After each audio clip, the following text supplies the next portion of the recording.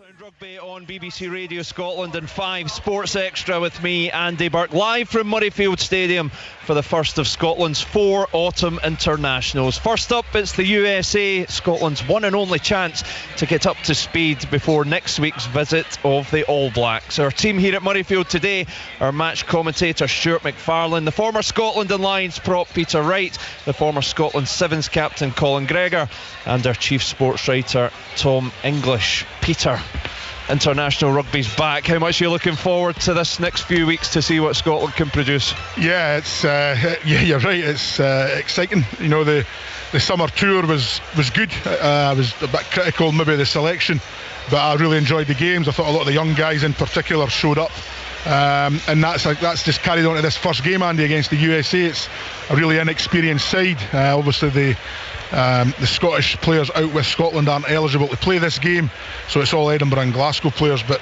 yeah, a lot of talented boys there, a lot of young talented boys. Liam McConnell gets his first game, his first start. Boroughmuir lad, played against his dad many years ago. Way better than his dad. way better than his dad. His dad was a good guy, but so it's good. It's good to see these guys getting Harry Morris on the bench, really inexperienced, but great opportunity. The one slight wee issue you'd have maybe is I would like to the guys who are playing against New Zealand next week, some of these guys to be playing the day, or as many of those guys playing the day, just to give them a game. But that's not the way it's going to be. And you know, it's a good crowd, it's a good turnout, and I'm excited for the game. I think it could be a really, really good fun game. Yeah, it's interesting, Colin, as Peter said, only the home-based players available to Gregor Townsend this week. It does have an experimental look about it with, you know, some experienced figures dotted around the team, but when New Zealand come in next week, where do you stand on it? Do you like to see the experimentation like Peter might if you wanted to see a few more frontliners getting a bit more battle hardened before the All Blacks come to town? I guess it's a challenge for Gregor, because he can't go with his full strength team because of who he has access to. He also probably doesn't want to against the USA.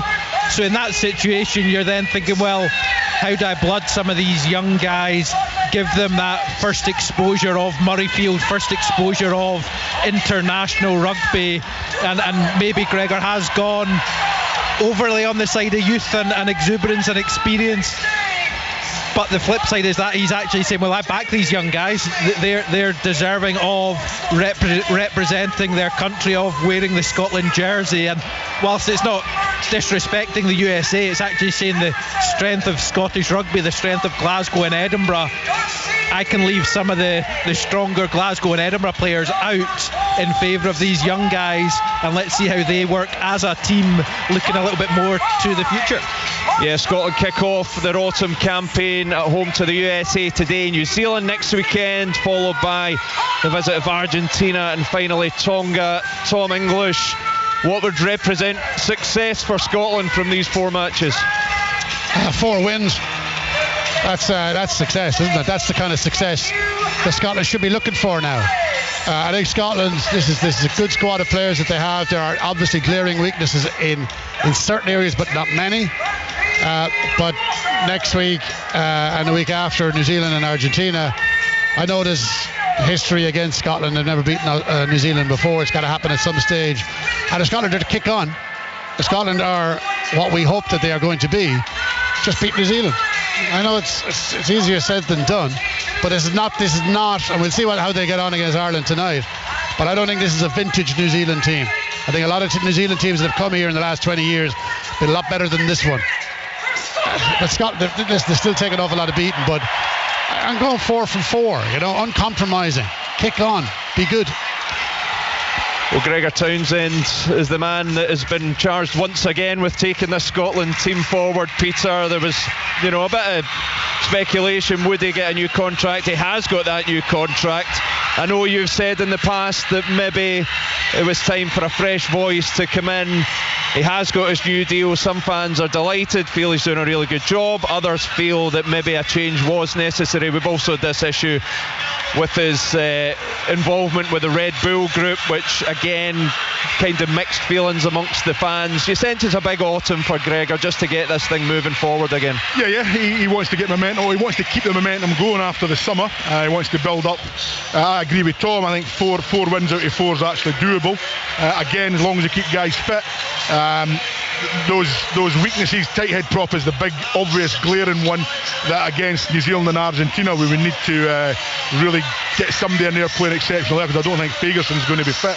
Regarding I wouldn't have had him as the coach, but he is the coach, so we get on with it. I think the Red Bull thing, I like the fact that he's going to do that because he'll be mixing maybe with guys from different sports success. The Red Bull have got a fairly successful franchise around the world in different sports. That maybe give him some new ideas, because the one thing that he's very good at is he's just very good at changing and reinventing himself. Gregor, he's an intelligent guy, well read, looks deep into other sports to get any advantages he can get for Scotland. So you know what, he has got a great group of players. I think he's got the best standoff in the world at the moment who's playing at the top. He has watched him in the English Premiership the last 3 or 4 weeks. Wow, what a player that guy. So if you've got him fit, I think you can beat anybody in the world, and I'm hoping that this group of guys has that belief that they can go out today, next week, Argentina, that'll be a toughie as well, remember, and Tonga, and get those victories. I think the two areas of concern, as Peter says, tight head prop. You've got Sander Fagerson, who's struggling. Hopefully he'll be back. Not a lot underneath that. Hooker is a serious trouble area for Scotland. You got Ewan Ashwin is probably number 1 choice. Big opportunity with Paddy Harrison today. Apart from that, you got Harry Morris, you got George Turner, who hasn't started the game for Harlequins this season, all off the bench, 5 games in a row off the bench. That is a problem area. So Paddy Harrison has to Patrick Harrison has to step up today. Well, Duhan van der Merwe is the first man on the field. He earned his 50th Scotland cap today, the country's record try scorer, and Colin Gregory's a player that can excite and frustrate almost in equal measure, but no one can deny his impact in a Scotland jersey. Yeah, and I'm fairly confident today against the USA he will wreak merry havoc. I think the challenge, the frustrations, maybe the New Zealand, the Argentina games, that's the ones we really want him to come to town to front up, and they're the ones where maybe he gets found out a little bit more. But you look at the stats, 32 tries in 49 games, 49 internationals. That's a phenomenal record in any country, never mind for Scotland, in a team that they have their success, but that they're not always winning games. And I think the other thing that was identified is how quickly he's got to 50 tests. It's 5 years or so. Yeah. So I mean, that shows how much Gregor values him, to get him almost any time he can play. He's in that Scotland jersey. So yeah, the big thing that I think we would all like to see is in the really meaningful games. That's where he maybe steps up. He goes looking for the ball. He has that real positive impact that we know he can have. Yeah, Duhan van der Merwe looking to extend that record. At the moment, the players are lined up for the national anthem. Scotland in their purple heather top to the right hand side of the halfway line, USA in dark blue to the left. We are just at the moment having a tribute to some of the Scotland players that have been lost since the last time the national side played here, and we're now going to have a minute's applause.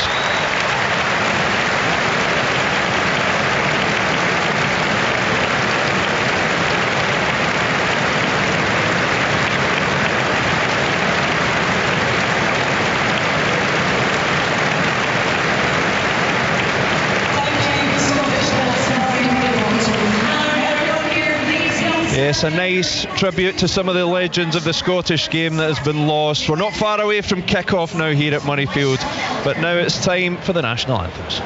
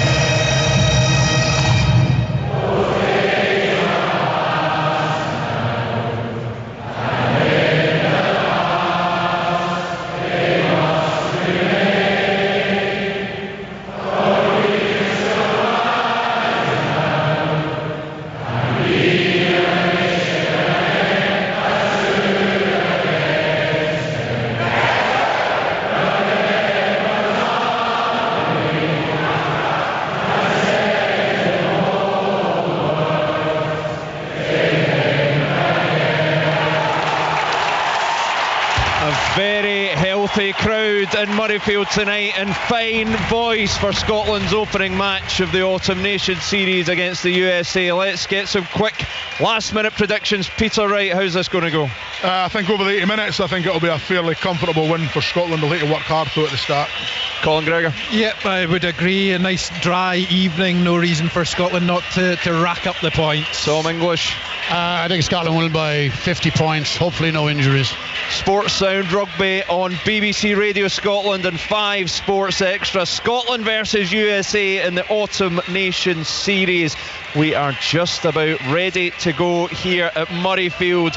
Just to note that England got their campaign up and running with a very impressive 25 points to 7 victory over Australia at Twickenham. So England up and running. Can Scotland do likewise against the USA here at Murrayfield? Let's find out in the company of our commentary team. Colin Gregor, Peter Wright and Stuart McFarlane. Yeah, thanks very much, Andy. Welcome along, everybody, as the pyrotechnics, the smoke begins to dissipate into the Edinburgh evening sky. Handshake there as Adam Hastings makes his way across to our match referee, Damien Schneider, the 32-year-old Argentine who earlier in the year took charge of the Nations Cup final back in September, with Fiji defeating Japan by 33 points to 27. His task this evening is to officiate this Scotland-USA game. The last time the sides met was in July 2024, Scotland winning by 42 points to 7. Back in 2000, in the 53-6 win for Scotland over the USA, the current Scotland coach Gregor Townsend racked up no fewer than 33 points. Scotland will then be playing from left to right in this first half, as we watch from our position in the West Stand.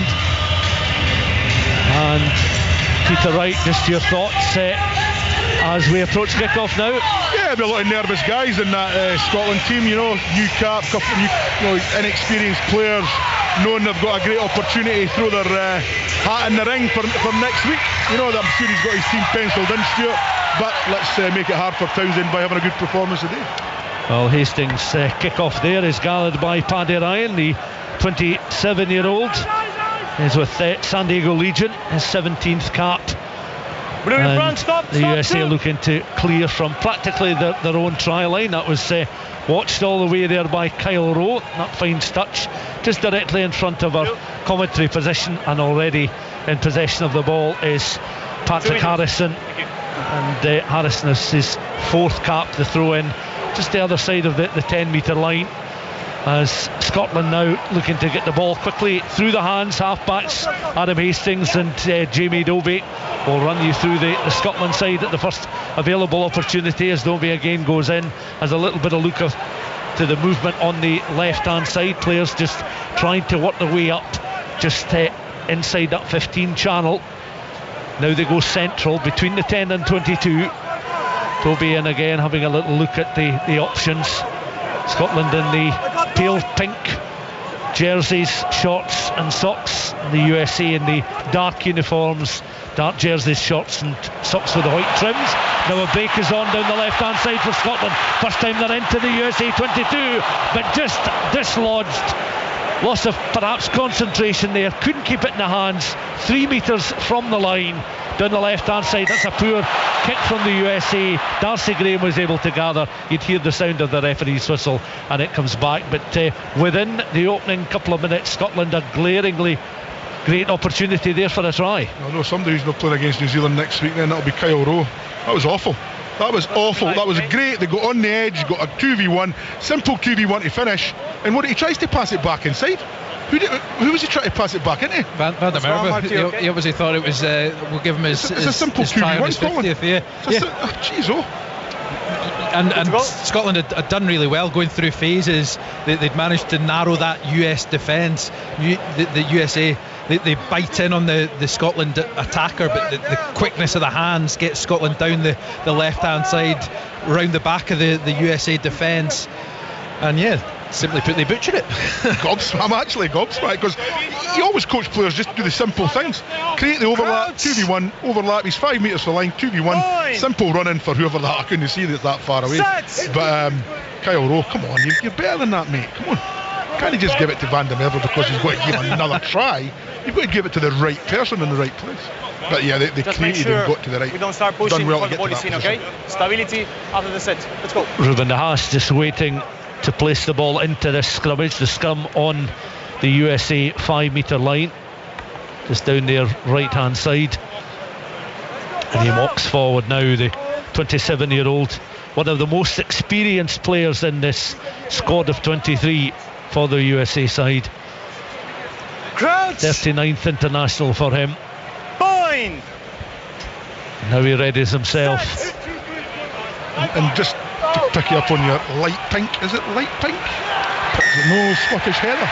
It could well be. I was the one that coined the on brand, Stuart. volcanic orange with Edinburgh a few years ago, but yes, it is. What yourself doing with bright pink this time then, have you not? It's rather pale for a Scottish heather, though. Remember the Parma violet sweets you used to get? Yeah. looks like the colour of them, doesn't it? They'll always look better than they tasted, though. But for my palate, anyway. Yeah, I mean, come on. When's heather going to be as light as that in the hillside? Exactly. It's an unusual colour strip for Scotland. Yeah. I would say, if they're saying that's the colour of heather. No, it'll have a particularly unique name in a painter and decorator's wall chart, I'd imagine, and perhaps it's been derived from there, but I would have thought it would have been maybe a little bit darker. However, they are in these colours this early evening, and Scotland looking to apply pressure early on. So it was originally a US scrummage. Scotland have the ball now, looking to try and prize and probe a way through the US defence, and they're camped right on the try line, but the referee, watching closely, has identified that Scotland have crossed the line, and they've grounded the ball, and it's the start that Scotland were certainly looking for. Yeah, we're having a little look to see if it is Dylan Richardson. If so, it would be his 4th try in what today is just his 7th appearance. Is that right? I see they're playing him in the back row now, aren't they? I mean, when he first got brought into the squad, he came in as a hooker. I think he was about 9th choice hooker for the Sharks in South Africa. But he certainly is a rugby player, isn't he? He's got carries well, aggressive guy. Just gives more competition for that back row spot that we've already got loads of competition for.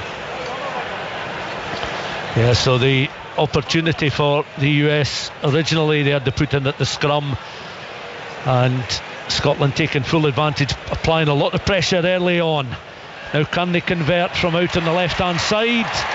And the assistants raising their flags. A converted try, and Adam Hastings, who landed 5 conversions in the match played in 2024, gets his tally this afternoon off and running with 2 points after the Dylan Richardson score, coming in 5 minutes, and it's Scotland 7, the USA 0. And it's the USA fly half, Chris Hislenbeck, who's part of the Chicago Hounds squad of players in this USA squad. He gets this match restarted. The kick is long and ends up inside the Scotland 22, and Scotland looking to recycle. Okay, 9 new seats. Just from the 22, it's a box kick from Dobie. It's got some distance on it.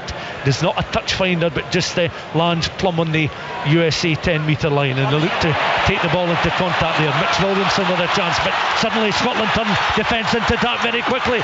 Down that left hand side, a beautiful pass inside.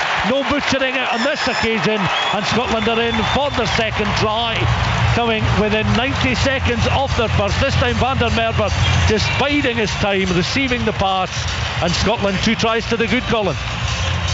Yeah, exactly what you want to do after try number 1 is back it up.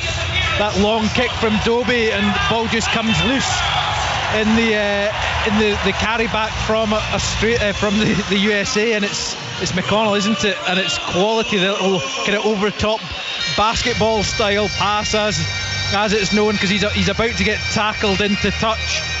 Van der Merwe does really well, just tracking on the inside, but great pace from McConnell to get down and almost getting his debut score, but having the kind of presence of mind, the skill set just to give Van der Merwe the easy trot in. You know what will happen on Monday. The video session will be Kyle Rowe, stand up, watch this, Kyle Rowe. This is how you do it. A simple 2-on-1, mate. Great play from McConnell, wasn't it? Good pace and just real skill at the end, wasn't it? Two Americans coming to him and just a little loop, and any good wingers on the shoulder, and he gets his whatever try. Was that 33 or something now he's got? Yeah, so that's now 33 tries for Duhan van der Merwe, and his try converted by Adam Hastings. So Scotland already 14 points to the good as the clock ticks round. We've got 8 minutes of this first half on the clock, and it's another restart kick there from Hislenbeck. More of a tantalising kick this time, but gathered by Scotland outside of their 22 this time. The front row three looking of the USA looking just to try and be the initial line of defence, as once again Jimmy Dobie opts for the box kick close to the 15 channel. It's gathered again by the half-back, the standoff for the visitors. Again, that's going to be contested in as much as Toby Fricker was the most offensive runner there, back with Bristol Bears, joined him through mid-October as injury cover. Another flatter kick this time, almost over the shoulder from Scotland. 4 back inside the US 22. They've certainly looked somewhat rattled, the visitors, in this opening near 10 minutes, having conceded 2 converted tries. The Argentine referee Damien Schneider overplay at the moment. USA now back 6 metres from their own try line on that right hand side. Again looking perhaps for the scrum half, Ruben De Haas, the 27-year-old, to try and engineer a way out of this pressurised situation that has them in that corner. They've lost possession. Scotland look to come again. The long look pass out from Hastings. Now Darcy Graham, one winger to the other. It was Duhan van der Merwe just moments ago. It's Graham this time that adds to his try tally. He moves on to 32 tries, courtesy of that loop pass from the standoff Adam Hastings. And this is looking like a rout even after just 10 minutes, with Scotland scoring 3 tries, the third of which coming from Darcy Graham. It's smart play from Scotland, kicking deep into the USA 22, and then the USA, they're just trying to get set in a position to get a clearing kick, but Rory Sutherland doesn't give them that opportunity. Really effective counter ruck that Dylan Richardson then gets a hands-on ball, lifts it away. It's good recognition from the turnover from Adam Hastings that Darcy Graham's got enough space, a couple of metres, which is all he needs, especially when he's that close to the line, and that big long looping pass, as he said, Stuart, it gets to Darcy's hands quickly, and he's got enough pace just to get in the corner. It's just that physicality, isn't it? The first try they turned him over in the scrum. Second try the Americans took any contact, spilled the ball, big hit, big defence, turned it over, and then there they take the ball in, they get counter ruck, and then they just whip the ball at the wing. So that's 3 tries, all from their own possession, and all down to the physicality that Scotland are bringing to the game. 21 points to 0 then for Scotland, as the USA once more make their way back to the halfway line. Chris Hislenbeck, ball in hand, looking to position this restart kick further across, this time on the Scotland left hand side. They've got jumpers in position though to try and win back possession immediately, and Dobie once again opts for the passage of play this time. Sutherland, Harrison and Darcy Ray in the front row for Scotland. Scott Cummings and Marshall Sykes, the 2 second row forwards. Liam McConnell, Dylan Richardson and Jack Dempsey making up the back row, with Kyle Rowe at full back, Darcy Graham starting on the right hand side, Duhan van der Merwe on the left, Ollie Smith and Stafford McDowell, the 2 centres, Hastings and Dobie, as we mentioned, the starting halfbacks for the home side. USA have a line out though, just a fraction inside Scotland 22 territory, across in front of the east stand, and the ball is with Caleb Grieger, and he looks to throw it, the ball in close towards the 15 channel along that 22. USA camped at the moment. Scotland infringed, collapsed, so chance now for USA to apply a little bit of pressure this by far and away their best attacking opportunity in the 12 minutes we played. Yeah, and it's a poor bit of play for Jamie Dobby kicking the ball out in the touch. Then they compound that with giving away a penalty at the line out, sacking it. I think probably sacking it too late. You've got to sack it straight away. You can't let it build into a maul and then sack it. And then the referees in your team, I see he's given them Pink sacked the ball. I think he said, didn't he? Sacked by Pink, not Scottish header. Yeah, don't want to confuse matters. I suppose there'll be a standardised referee in colours this time, I'm sure. So the line out quickly taken. USA looking to try and now apply some pressure here. So what their forwards can do, they've got a drive on down that right hand side between the east stand and the edge of the north stand, looking to try and breach the Scotland defence. The fly half just takes a step back as once again Corey Daniel, open side flanker, looking to join in the drive. And USA again get back to their feet, pedalling back there as they've been penalised. But that was an intent there shown by the collection of USA forwards to show what they can do in an attacking situation. And they'll be pleased, if nothing else, to have had a spell of possession and pressure inside the Scotland 22. And from a Scottish perspective, they'll be delighted that facing that line out on their own try line, basically, that they were able to repel the USA attack, which just the maul almost got to the try line and then stopped, and because it didn't get over the try line, when it then collapsed in the field of play, it's a case of, well, the USA can't play it. They took it into the maul, and so as a result Scotland get the put into the scrum. So still in a tricky position on their own try line, but they do have put into the scrum. You'd expect that they try and get a shunt on here, maybe try and get a penalty, or it's a good counter push from the USA though. So clutch of players collected together just on the USA, the right hand side, playing towards the north stand in those dark jerseys. Scotland though looking to find a position to try and exit from close to their own 5 metre line. Okay, 9, use it please. Dobby again, you can see him controlling the ball with the studs of his right boot, and the kick is certainly secure in finding touch, but USA still in a position where they want to apply some pressure in that Scotland 22. Yeah, I think sometimes, going for the penalty, it's what they try to do there, but there's sometimes just get a good platform, hit Stafford McDowell midfield, punch it up, get an exit play played, get yourself into a better kicking angle. Instead of having a line out just inside your 22 to America, you could be on the halfway line just with a better angle. Belami Hulu does well to win the ball in the line, sets up an attacking platform now, and it's Ruben De Haas looking to recycle ball as the USA now come round in numbers. De Haas perhaps looking at the blindside flanker. Hulu was in a good position to carry again, but suddenly the USA are finding a little bit of space. That ball was dislodged there as Dominic Basag, outside centre, looked to try and find a teammate across on the right hand side. And again, if the USA had slightly more secured handling there, they could well have had Scotland under real pressure. It remains Scotland 21, the USA 0, almost 16 minutes of the first half gone. Tries scored in the 4th minute by Dylan Richardson, then 3 minutes later Duan van der Merwe crossing the line before Darcy Graham added a third try for the Scots just inside 10 minutes. No further scoring since then, but the Scots also have had 3 conversions, all landed by Adam Hastings.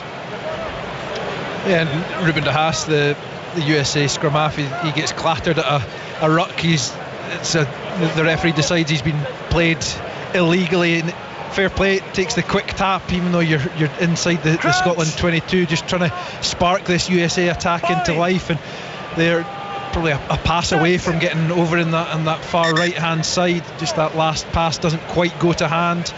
It's Mitch Wilson that's waiting out there trying to get it, but he knocks it knocks it on in the process of trying to gather the loose ball. So Scotland get away with one, but they're back on their own try line. What I don't understand, since they brought in this new law about you cannot play the scrum half, and yet how many forwards keep it's like they get this, I've got a chance to hit in the scrum half, realising they can't do it. They're not allowed to hit the scrum half anymore, and I'm assuming Rory Sutherland thought the ball was out, so that's why he went forward. But generally the referee will shout the balls out. Until you hear that, you just keep yourself at the road. Crouch. So another set piece inside the Scotland 22, close to the 15 channel, just in front of the 5 metre line. Those in the back row actually in Scotland jerseys, their studs digging into the staggered 5 metre line. Scotland, remember, playing from left to right in the first half. Back it comes, and this time it's Kyle Rowe launching one downfield, and that's a touch finder. USA taking a quick throw in there, looking to build up some momentum here. Toby Fricker coming off his wing is clattered into just between the 10 and the 22. It's recycled and taken on by Hilou once more. Then Ruben de Haas positions himself once and then twice as he looks again towards the right hand side, finds his fly half partner Hinselbeck across on the right hand side. A clutch of dark jerseyed USA players ready themselves, but Scotland forcing them back closer towards that 10 metre line, going in to try and just stop the flow. There was Caleb Grieger, the hooker, as the USA now back closer towards halfway. Tackle comes in there. Ruben de Haas had to spin round and try and find a teammate there before landing on the deck. It's picked up this time by one of the second row forwards, Jason Dam, incidentally. One of the lock forwards is the USA skipper. Little grubber kick through there from Tommaso Boni, the inside centre, picked up then by Scotland. Now an opportunity on here for them to try and get the ball up towards their own 10 metre line. Hold here. Adam Hastings, flatter kick downfield. Scotland giving chase. It's back with the right winger, Mitch Wilson. His kick is rather flat, 2 back, just between the 10 and 22 for Scotland. One of them is Darcy Graham. Thought about the mazy run, was able to offload, and Scotland building possession just close towards the edge of the halfway line. Recycle again. USA players back in a line just in front of halfway. Chip kick through. Darcy Graham, opportunity, gathers the ball on the 10 metre line. Offload is good. Dobie could be away here. Scotland underneath the post for another score, and you have to say that was good running initially by Darcy Graham, following the chip kick through.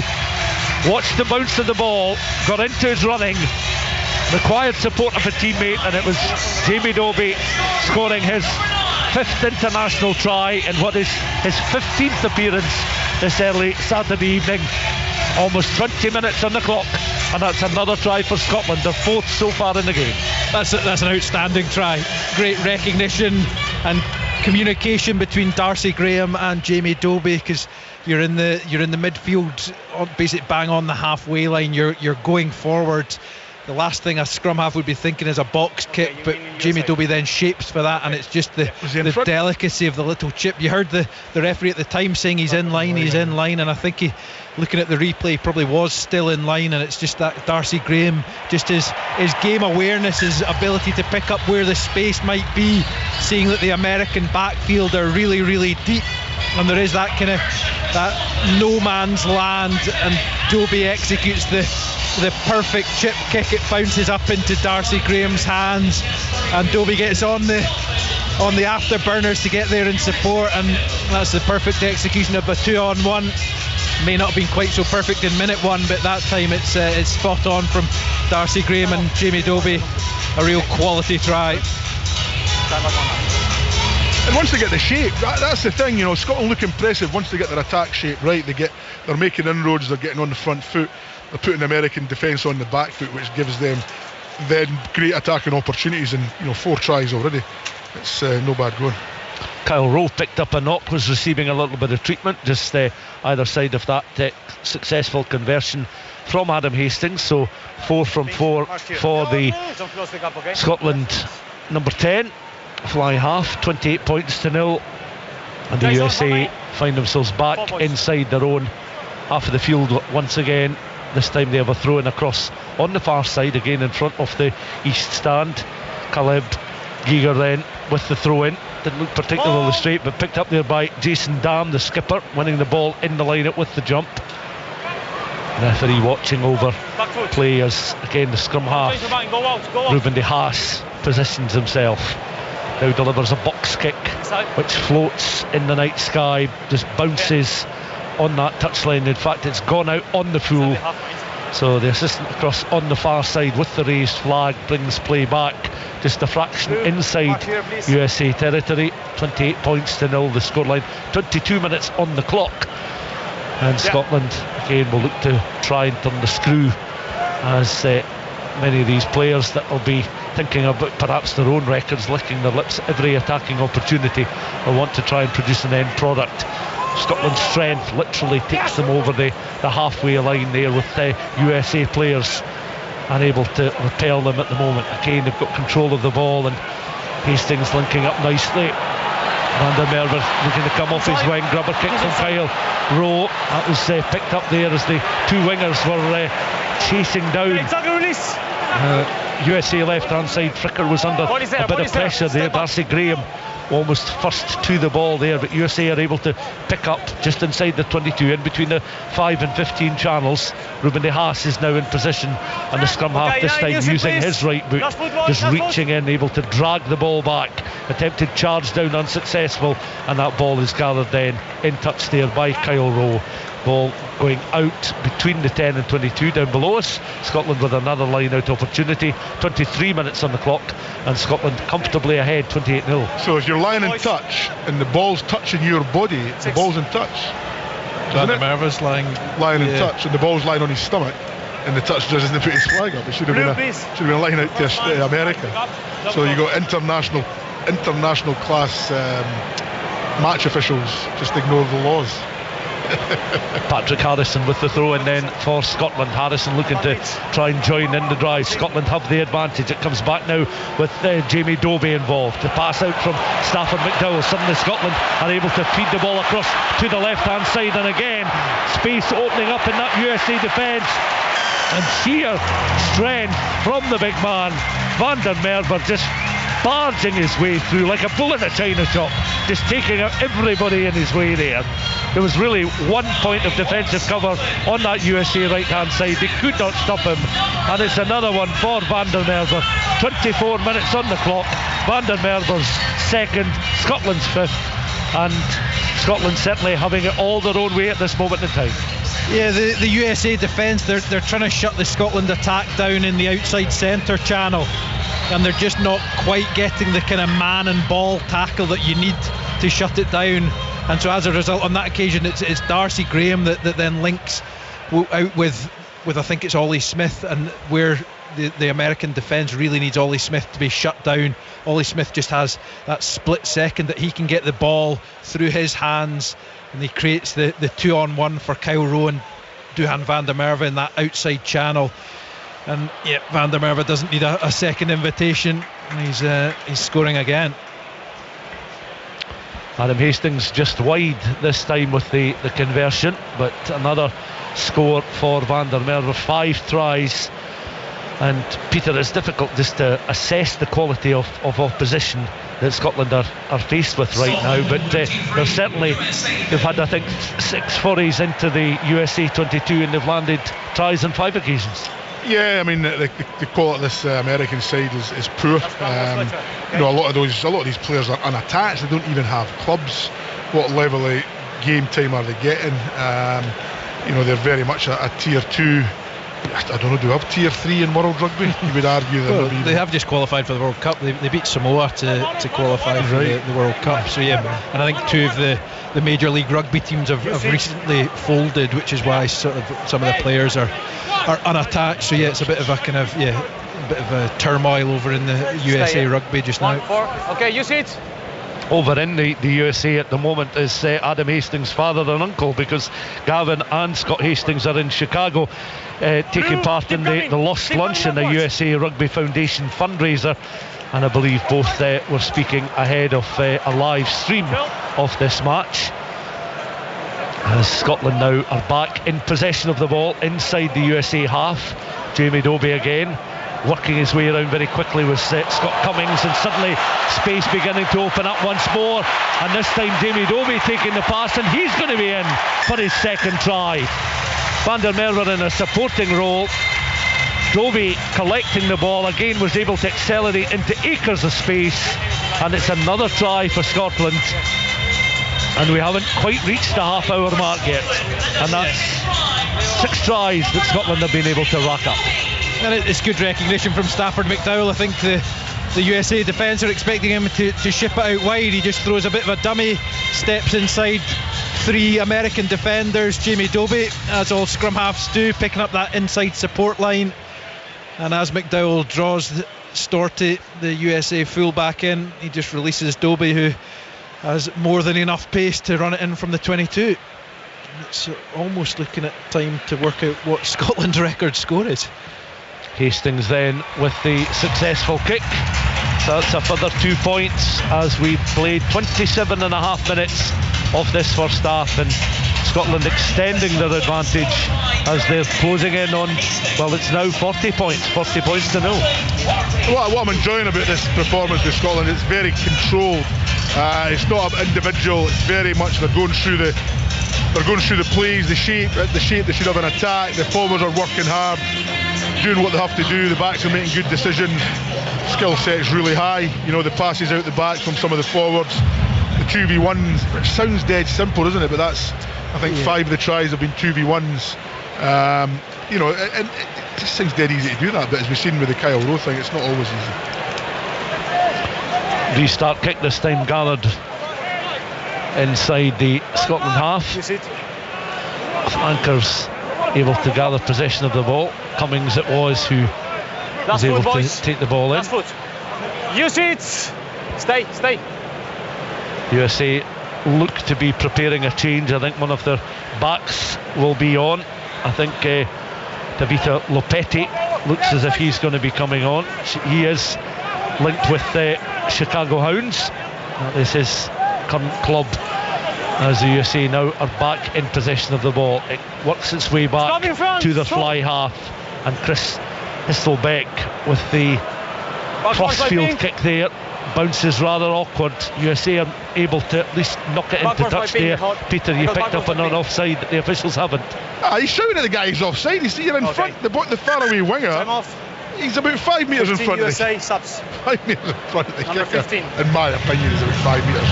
We're watching the game here. Watch this. Where is he? So we've got delayed action in this game. So let's have a look. Oh, at least, and he's shouting at him. He's actually shouting at the guy. You're offside. Stay back. But obviously, he's about 50 metres away, so the boy never heard. But again, he plays on. Plays on. Just, you know, match officials have got to get the obvious things right. The 50-50s we understand, but the obvious things, you've got to be hard on the obvious things. Advantage jumping across. USA then Advantage jumping across. coming to terms with the fact that there's 40 points to nil down just at the moment, as they're looking to try and recycle ball. They have made a change. Erlich Storty, who started at full-back, has been replaced by Lapettel. Number 5 jumping across. And so that is the change there. You do hope that he is, well, you don't hope that he's in, but yeah, it's a kind of, rather than being a tactical substitution, you feel that 40 points down, taking the fullback off, he's maybe the scapegoat, that you presume it's an injury rather than anything tactical. Mark here, okay? Take the second shot. You'll know if there's a taxi turns up out the front in the next 10 minutes. He'll be away, straight to the airport, way home. But yeah, you're hoping there's an injury. They don't want to be pulled. They don't want to be substituted after 30 minutes if it's not an injury. Another kick from the USA fly half from just inside the Scotland half of the field. Takes play down to the edge of the Scotland 22, again across on that east side. All their throw-ins have been across on the far side, and once again it's Caleb Giger, the starting hooker. This time is able to find Redlinghuis, the South African 32-year-old Marno Redlinghuis, who's part of Houston Sabercats. Okay, boys, stop. So USA have got a camp position just now, just in the edge of the Scotland 22, and the replacement there, Lopetti, just goes in once and twice looking to try and secure possession of the ball, but it's worked out by the Haas once again. They have the advantage. They're on the fringes of the 22. The Haas once more looking to orchestrate something. Over the ball is Pona Davis, the tight head prop as well. The South African-born Ruben de Haas scrum half there with the side-footed grubber kick there for the USA, taking play into the 22. The referee had been playing an advantage, so they'll come back to the edge of the 22. The USA's fly half, Chris Hislin-Beck, again in possession of the ball. He'll no doubt poke this one into the 22, into touch, setting up another line-out attacking platform for the visitors. It's remarkably quiet inside Murrayfield at the moment as well. 31 minutes on the clock. Scotland 40-0 in front. Yeah, there are kind of games within the game now, aren't there? That obviously keeping the USA to 0 would be certainly a target for Scotland. A very welcome start to Lee Radford's campaign as Scotland's defence coach, but things like discipline and the number of penalties that Scotland give away, there's absolutely no need to be offside at any point. You're not going to be under that level of pressure. So yeah, Adam Hastings as well. Yeah. And I watched the replay. He just wanders up. Yeah. He doesn't even make an attempt to sort of stand on the back foot. It's almost, and against America it doesn't matter. Really, it's not that important. But you do that against New Zealand or Argentina, you get a penalty in the corner, line out try. It's got to be disciplined in that part of your game. USA then executing the line out, setting up a drive inside the 22, looking to gain some ground up towards the 5 metre line. Scotland are able then to force them back. Comes back again through the hands of the scrum half very quickly. De Haas, Lopetti just couldn't take the ball on cleanly. Scotland have it once more, and it's played into touch there. Not the best of kicks, to say the least, there from Kyle Rowe. As he looked at his options, he was drifting across to be the furthest player on the Scotland right hand side, kicking the ball into touch inside that 22, presenting the USA with their first throw in front of the West stand this time, almost directly opposite where they had their last throw. So they remain on the fringes of the Scotland 22, still looking for their first points of this first half, and waiting to throw in is Caleb Giger. I can see a couple of changes are certainly imminent for the United States. Sean McNulty is stripped and ready to come on. In fact, he is now going to take on the hooking duties there as Caleb Giger makes way. Yeah, his blood, his cut's open, he's lost his bandage thing he had on top of his head, so he's going to go and get stitched probably to get his blonde as well. It doesn't help when you've got blood in your blonde, you can't hide it too well. McNulty on then for his 6th appearance. They made a mess of that though, and it's hacked forward. The kick and chase is on here, and it's a sprint back, but Toby Fricker showing excellent pace but not able to mop up, and Scotland have a second opportunity as the ball ends up in that in-goal area. But at the second time of asking, the United States were able to mop back there. Dominic Visag, the outside centre, showing his pace to try and retrieve a situation which looked as if again the USA's defence was literally walking a tightrope, presenting the Scots with a glorious chance from a mistake in an attacking situation there for the visitors. But it'll be a goal line dropout, and the Scotland players again just readying themselves to attack the United States once more.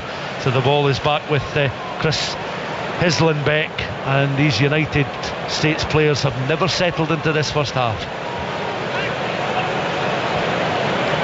So the ball is kicked downfield, just short off the halfway line.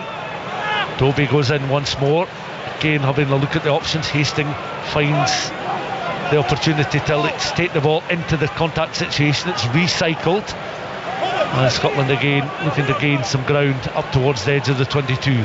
Toby again looking at Scott Cummings and Marshall Sykes to carry the two second row forwards in the thick of the action at the moment, as well as Tommaso Boni, the inside centre. Defensive work from him. Chip kick from Scotland into the 22, trundles into touch across on the far side. They're just trying to vary their approaches into the United States. The Eagles 22. This time it will be a throw-in across on that far side. Scoreline remains 40 points to 0. We've got about 5.5 minutes of this first half left to play. Yeah, and I think what John Dalziel will be happy with, one of the forward coaches, is the breakdown area is good. They're dominating it, they're getting really quick ball, and that's putting the American team on the back foot, really struggling to get themselves organised. Just accuracy is good as well. Redling Heiss again was up with the jumpers there to try and gather possession of the ball, couldn't do so, and Scotland have possession once more. Dobie again going in, having a look at the options that are lining up now to attack this 5 metre line. Pass there from Stafford McDowell. The ball is out towards the right hand side. Darcy Graham, all the time in the world to take the ball, to gather the ball in, to accelerate over that try line, to touch down for another score in this first half. That's his second score, so then he moves on to 33 international tries, and it just seems to be so straightforward for the Scots right now. Yeah, you think when the phase before, sort of 35 metres out from the USA line, why is Jamie Dobie kicking it into touch? But it's because they really back themselves to put the American line out under massive pressure. They do exactly that and turn the ball over, and then a couple of phases later, Kyle Rose flipping the ball through his hands, almost not even trying to catch it, just batting it on to get it to Darcy Graham, and although it rolls to him at his feet, he's got enough space, 7-8 metres out, to just accelerate and get over for yet another Scotland score. He's actually got a better strike rate than Van der Merwe. He's played 48 tests, he's got 33 tries. It's bonkers, both of them. Yeah, I mean 50 tests and 34 tries, so you would argue that Darcy Graham's just one better, isn't it? Yeah, it's brilliant. What's 67 tries between the two of them? Pretty impressive in 98 games. That's not a bad strike rate for your wingers. And when you think how long it took the Scots to sort of break 25 and go beyond 25 tries, to have these two going toe to toe, and there was a lot of talk about that in the lead up to the game after the selection was announced, that both would play from the start. David Dobie also in on the try scoring act today with 2 himself. Took that guy who got 100 caps to get, how many tries did he have? 30, the guy that got 100 caps and then got 30 tries. So if Van der Merwe and Darcy Graham play 100 caps 100 times, they're going to have some amount of tries at the end of it. Assuming Scotland continue to play the style of rugby that we're enjoying just now. Well, Scotland lead by 45 points to 0. 2.5 minutes left until the interval. Jamie Dobie then again rolling the ball with the studs of the boot just beyond the 22, knocks it downfield, gathered once again by Hislenbeck, hoists it high. That's another tantalising kick. Ball bubbling about, and again Scotland looking to take control of it, which they do.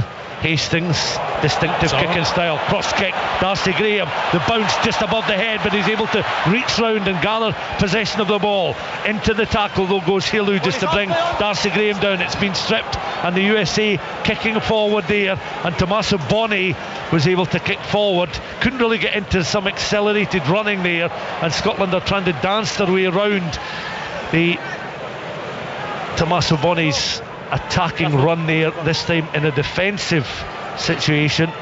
The inside centre was certainly looking to try and accelerate away from trouble there as he got possession down the left hand side. So from the edge of the Scotland 22, it's a Dobie box kick, it's hoisted high, in comes the American fly half, and Hislenbeck is able to gather the ball in, takes it cleanly, and again on towards the scrum half, taken nicely there by De Haas.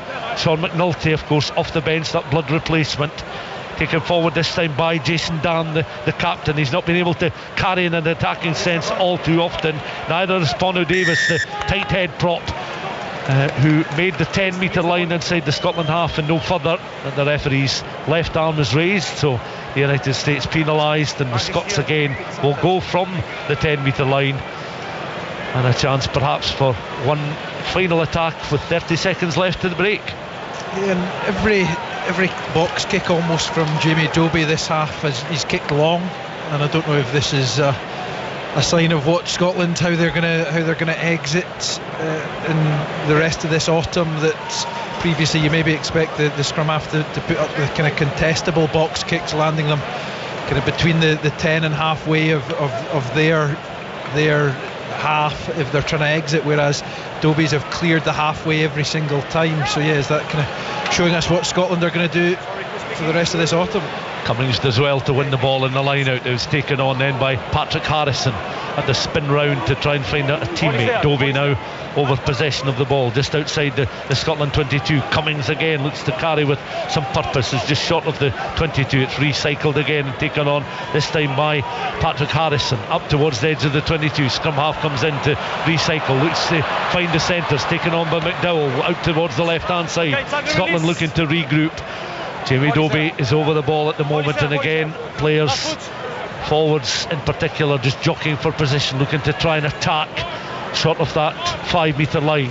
Dobie again spins round, half an opening opened up there for the Scots. The pass was forward though. The referee though is able to place whistle in mouth, signals we have reached half time. 45 points to nil. Exceptional first half from a point of view of Scotland scoring, with Dylan Richardson opening Scotland's account. 4 minutes gone, his 4th international try, getting Scotland off and running. And then a brace of tries in that first half for Darcy Graham, for Duan van der Merwe and for Jamie Dobie. Scrum half and the 2 wingers having a field day today, it has to be said. And 5 of the 7 kicks successfully landed by Adam Hastings. And 45 points to nil is your scoreline as the players disappear down the tunnel, and they will have I would think contrasting discussions in the respective dressing rooms. But at half time in this opening autumn international here at Murrayfield, it's certainly a satisfied Scottish support watching on as this team lead by 45 points to nil at the break. The action lives here. Oh, step on the outside, goes on the inside, stretches and scores! Sports Sound Rugby From BBC Radio Scotland.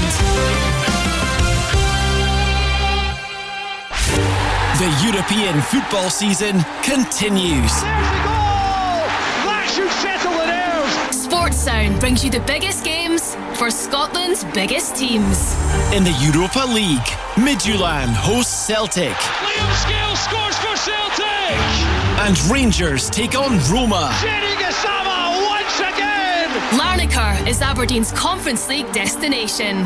Devlin's diving header finds the net. Sports Sound, where Europe comes to play. Don't miss all the action. Thursday from 5 p.m. Listen on digital radio or ask your smart speaker to play BBC Radio Scotland.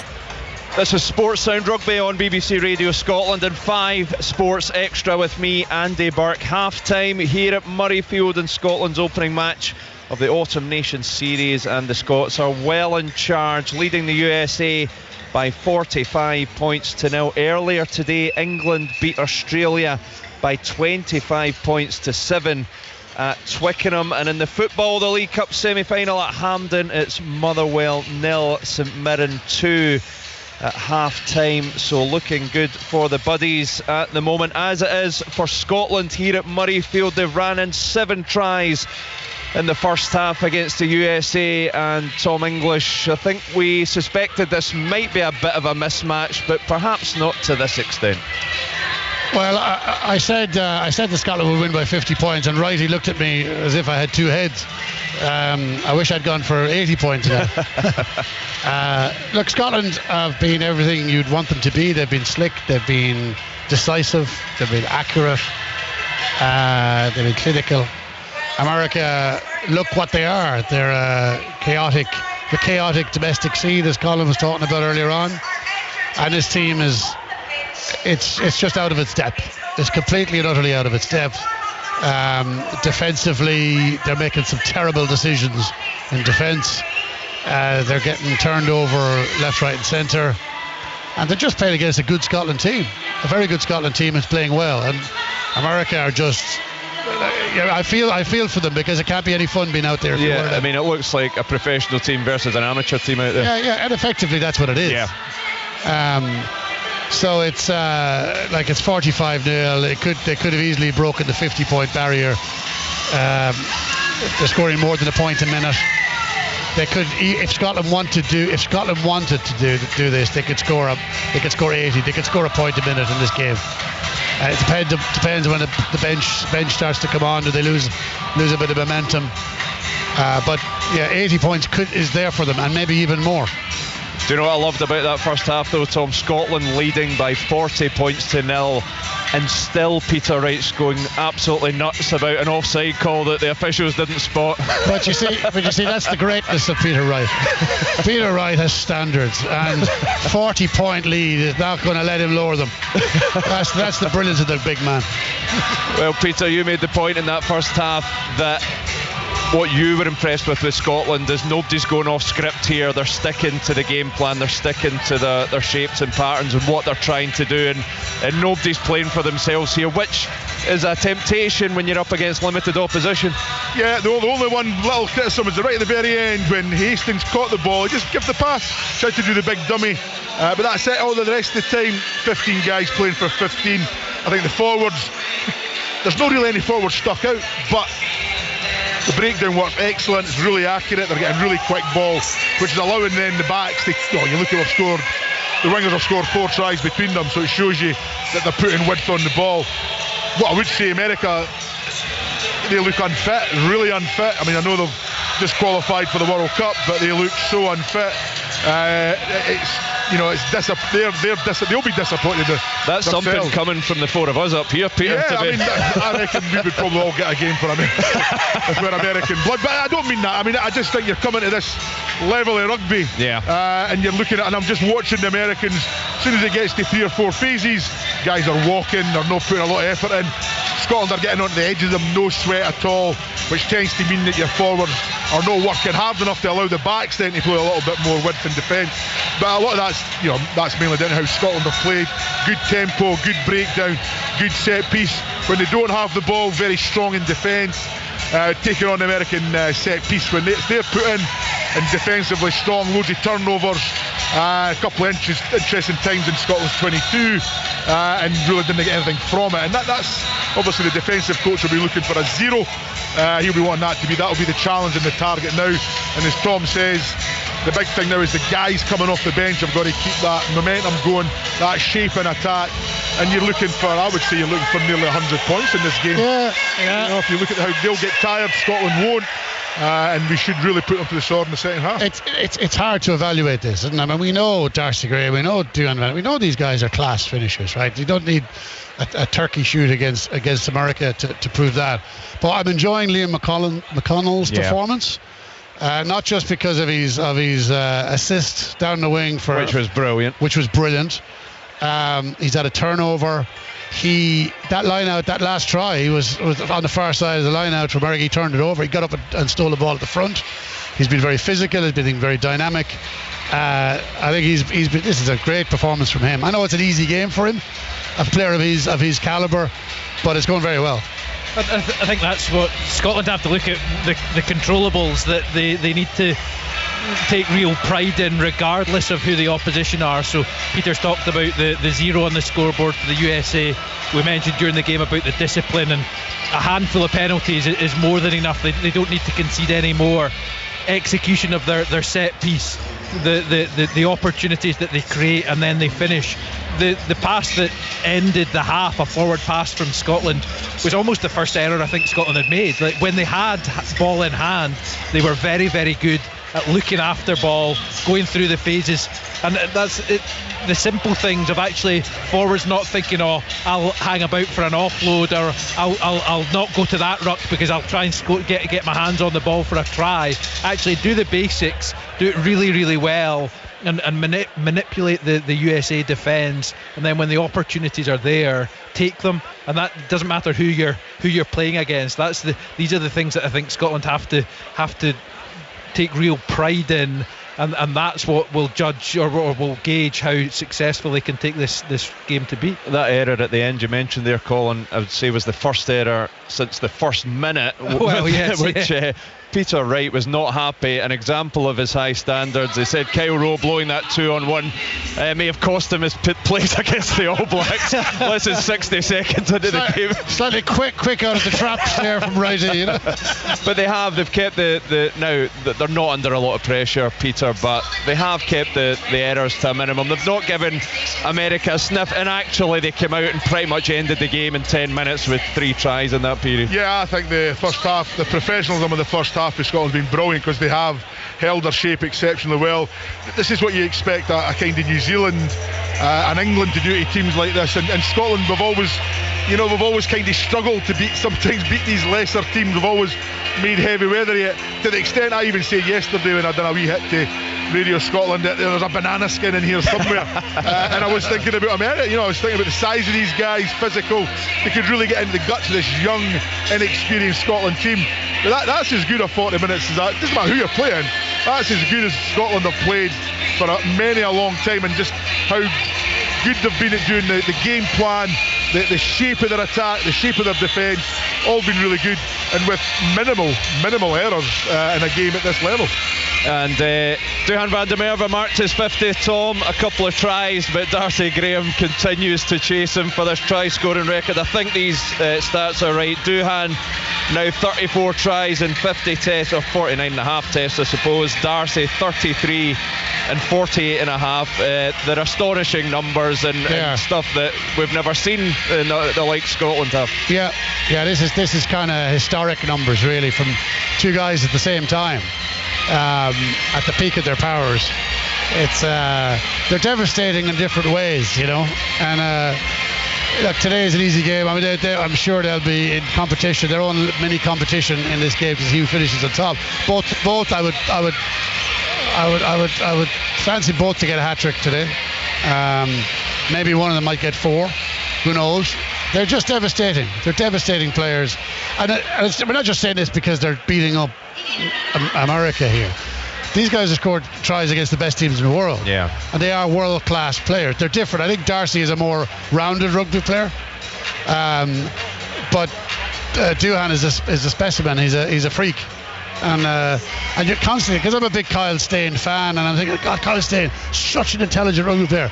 I want him in the Scotland team, and then you think, am I really going to drop Duhan van der Merwe? Really, do you know what I mean? It's that dilemma, but it's a brilliant dilemma to have, because these are top operators, all of them. And both Lions, Colin, and a sense, well, we spoke to Duhan van der Merwe, he did media yesterday, which he very rarely does, so it was a bit of a treat for us. But he was talking about his Lions experience. He comes off the tour as top try scorer, having not played a minute of Test rugby. It's quite astonishing. And we know Darcy's story. He misses out in the squad initially, then gets called in, scores a try within minutes of his first game, then comes off injured in tears, and it was just heartbreaking. And I just get the sense that both of them, as much as they love being involved, maybe coming back from that tour to Australia with a little bit of a point to prove. It certainly looks like it from that 40 minutes of rugby, and I think we kind of touched on it at the beginning of the programme, that van der Merwe against the real top quality teams, that's where he needs to take his game to a new level. Like against a USA, you would expect the physicality, the size, the pace that he has, the ability of Scotland to get him ball, then he will score tries. But I think for him to really kick on, it's what he does when he's not scoring tries, what he does against these kind of bigger opponents that put him under more pressure, that ask questions of him defensively, because he doesn't have that kind of rugby nous that Tom's saying that Darcy Graham has, but he does have that phenomenal athletic ability and size, which I'm totally with Tom. You think Kyle Steyn has to be in this Scotland team, but then it's like, well, actually so do Darcy, so do Duhan, and then one of them play fullback. Oh no, you got Blair Kinghorn coming in at fullback. So and again, it's great problems to have. Yeah, you need to get Tom Jordan in there somewhere as well. Well, that's it. I mean, he's got incredible options. He's got Rory Hutchinson tearing things up down in England as well, who's coming on really strong and putting his hand up for selection. So it's not going to be an easy team to pick next week for New Zealand. Blair Kinghorn has played a lot of rugby in Toulouse. I wonder. It seems ridiculous to say, will he put him on the bench, maybe, Kinghorn, start Tom Jordan at fullback? I don't know. Like, he's got a lot of options he could have. I'm a bit worried that Kinghorn is playing so much rugby. He had a break of about 10 minutes from the Lions tour, that he was straight back into Toulouse pre-season training. Just quickly, Tom, we're expecting Scotland at any moment. You were saying about Darcy and Duhan running in the tries. Do you sense Gregor will start thinking about changes pretty early in this half, throwing it forward to the All Blacks? I think he should. I think he should start making them now. I don't know. Is there changes? I don't know, but I think he should start make a lot of changes quick. I know the boys will want to get hat tricks, but the bigger fish to fry next week. He doesn't have outside backs on the bench to make the changes for them, though. Yeah, So Dougie Joby would have to go out to the wing. Stick the hookers on the wing. Well, Scotland are very much in charge here against the USA. They lead by 45 points to 0. What scoreline will we end up with at the end? Second half to come. The teams are back out in the field, so let's pan back to our commentary team of Peter Wright, Colin Gregor and Stuart McFarlane. Yeah, thanks very much, Andy. Well, watching them come out, I could pick out at least 17. Nathan Macbeth on, Alex Samuel wearing 19, he's on, Magnus Bradbury also on, Ross Thompson. Yep, Ross Thompson wearing 23 today. So at least 4 changes have been made by the Scots at the interval. Duane van der Merwe is standing nearest to us, hands on hips, as he waits for the USA to get this second half underway. The USA, incidentally, they made 2 changes in the first half. That appears to be the only changes coming into this second period, with Sean McNulty replacing Caleb Grieger. That was a blood injury, and a little before that, Davide Lopetti came on for Eric Storte. The change at fullback. That ball bouncing off the chest there of Alex Samuel from the kick-off, and the United States looking immediately to try and attack this Scottish defence. Bit of misplaced handling there as Mitch Wilson was trying to gather possession of the ball. That was knocked forward, and the assistants down below us then just signalling the various number changes. I think that's the set the standard for the second half. And it wasn't even like a wee knock on it, it was just a muckle, just hit his chest, make sure we just keep misjudged pushing it forward, completely. Okay? Keep pushing forward. Ross Thompson on at 10. Let's go. Yep, he is, yeah. Whether a player was lucky to get an international cap. Well, this will be In Ross my Thompson's 6th international. Yep, coming I've not seen a lot of Edinburgh this year, so I can't make a massive comment on it, but previous years I just think just lacks something. Plays a bit too deep for me. Doesn't play flat enough. Referee, you hear the shrill blast of the whistle as the players break away again, and the Argentine 32-year-old Damian Schneider just intervening, walking in between the 2 sets of players. I think he done one of the Scotland's games in the summer. I think he done like against Chile or something. He was the referee. I think he may have come through the sevens. Yeah, he has a sevens background. Yeah, so these games are a great opportunity to bring, I've noticed in the URC this year that it's a lot of the young refs that are doing these first games, the roundy games, guys with very, very little experience, and that's the best thing. Do it at the start of the season, not at the end of the season. Give these guys games at the start, give them experience. We need to get some experience somewhere. See Magnus Bradbury just packing down. He's replaced Jack Dempsey in that scrummage. Now accelerating on to the ball, Tommaso Boni, who's running a little bit freer than he was in the first half when he had a break from deep inside his own half there, trying to get into his running. So the USA is still in possession of the ball, and looking at Ruben De Haas to try and set up a few platforms. The scrum half, he's over the ball at the moment, looking for movement left and right, feeds it towards the left hand side, and again it's Boni was taking the ball into contact. It's been recycled once more. This time Lindemuth, the loose head prop, is able to gather, finds his skipper Jason Dam.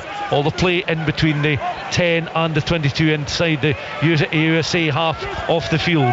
Tommaso Boni in a supporting role this time. De Haas, the scrum half, is able to pick up, and it looks as if it's Corey Daniel that's able to try and gain some ground there, but he was stopped very much in his tracks there. Lopetti tried to round the corner, but you can see the pressure being applied by the Scots, because the USA now closer towards the halfway line, having to build from halfway now, but they're still in possession. Didn't leave the ball. Just over 3 minutes off the second half gone. If you're just joining us on Sports Extra and BBC Radio Scotland, 45-0 is the scoreline. That was the scoreline at half time. Scotland racking up the tries. A break on now. Darcy Graham down the right hand side. Supporting cast beginning to join him. The pass now back to Darcy Graham, and Graham's going to be the first player to land a hat-trick in this game. It takes Scotland to 50 points. It takes him level with van der Merwe in terms of international tries. That's 34 apiece for the two wingers, and it's a perfect start for Gregor Townsend's side and this second half. Yeah, the USA think that final pass from Ollie Smith was forward, so whether we'll have a quick look or not, it's good work from Kyle Rowe gathering the high ball and giving the offload straight away to Darcy Graham, who's then in acres of space down the right hand side, feeds it back into Ollie Smith and just continues to support. And as Ollie Smith draws the last man, it's that 2-on-1, which it is all too easy for Scotland. It's well executed, but it's a little bit too easy. So that makes Darcy Graham the most prolific try scorer because he's played one game less than Duhan van der Merwe. That's right, they're the same amount of tries now each.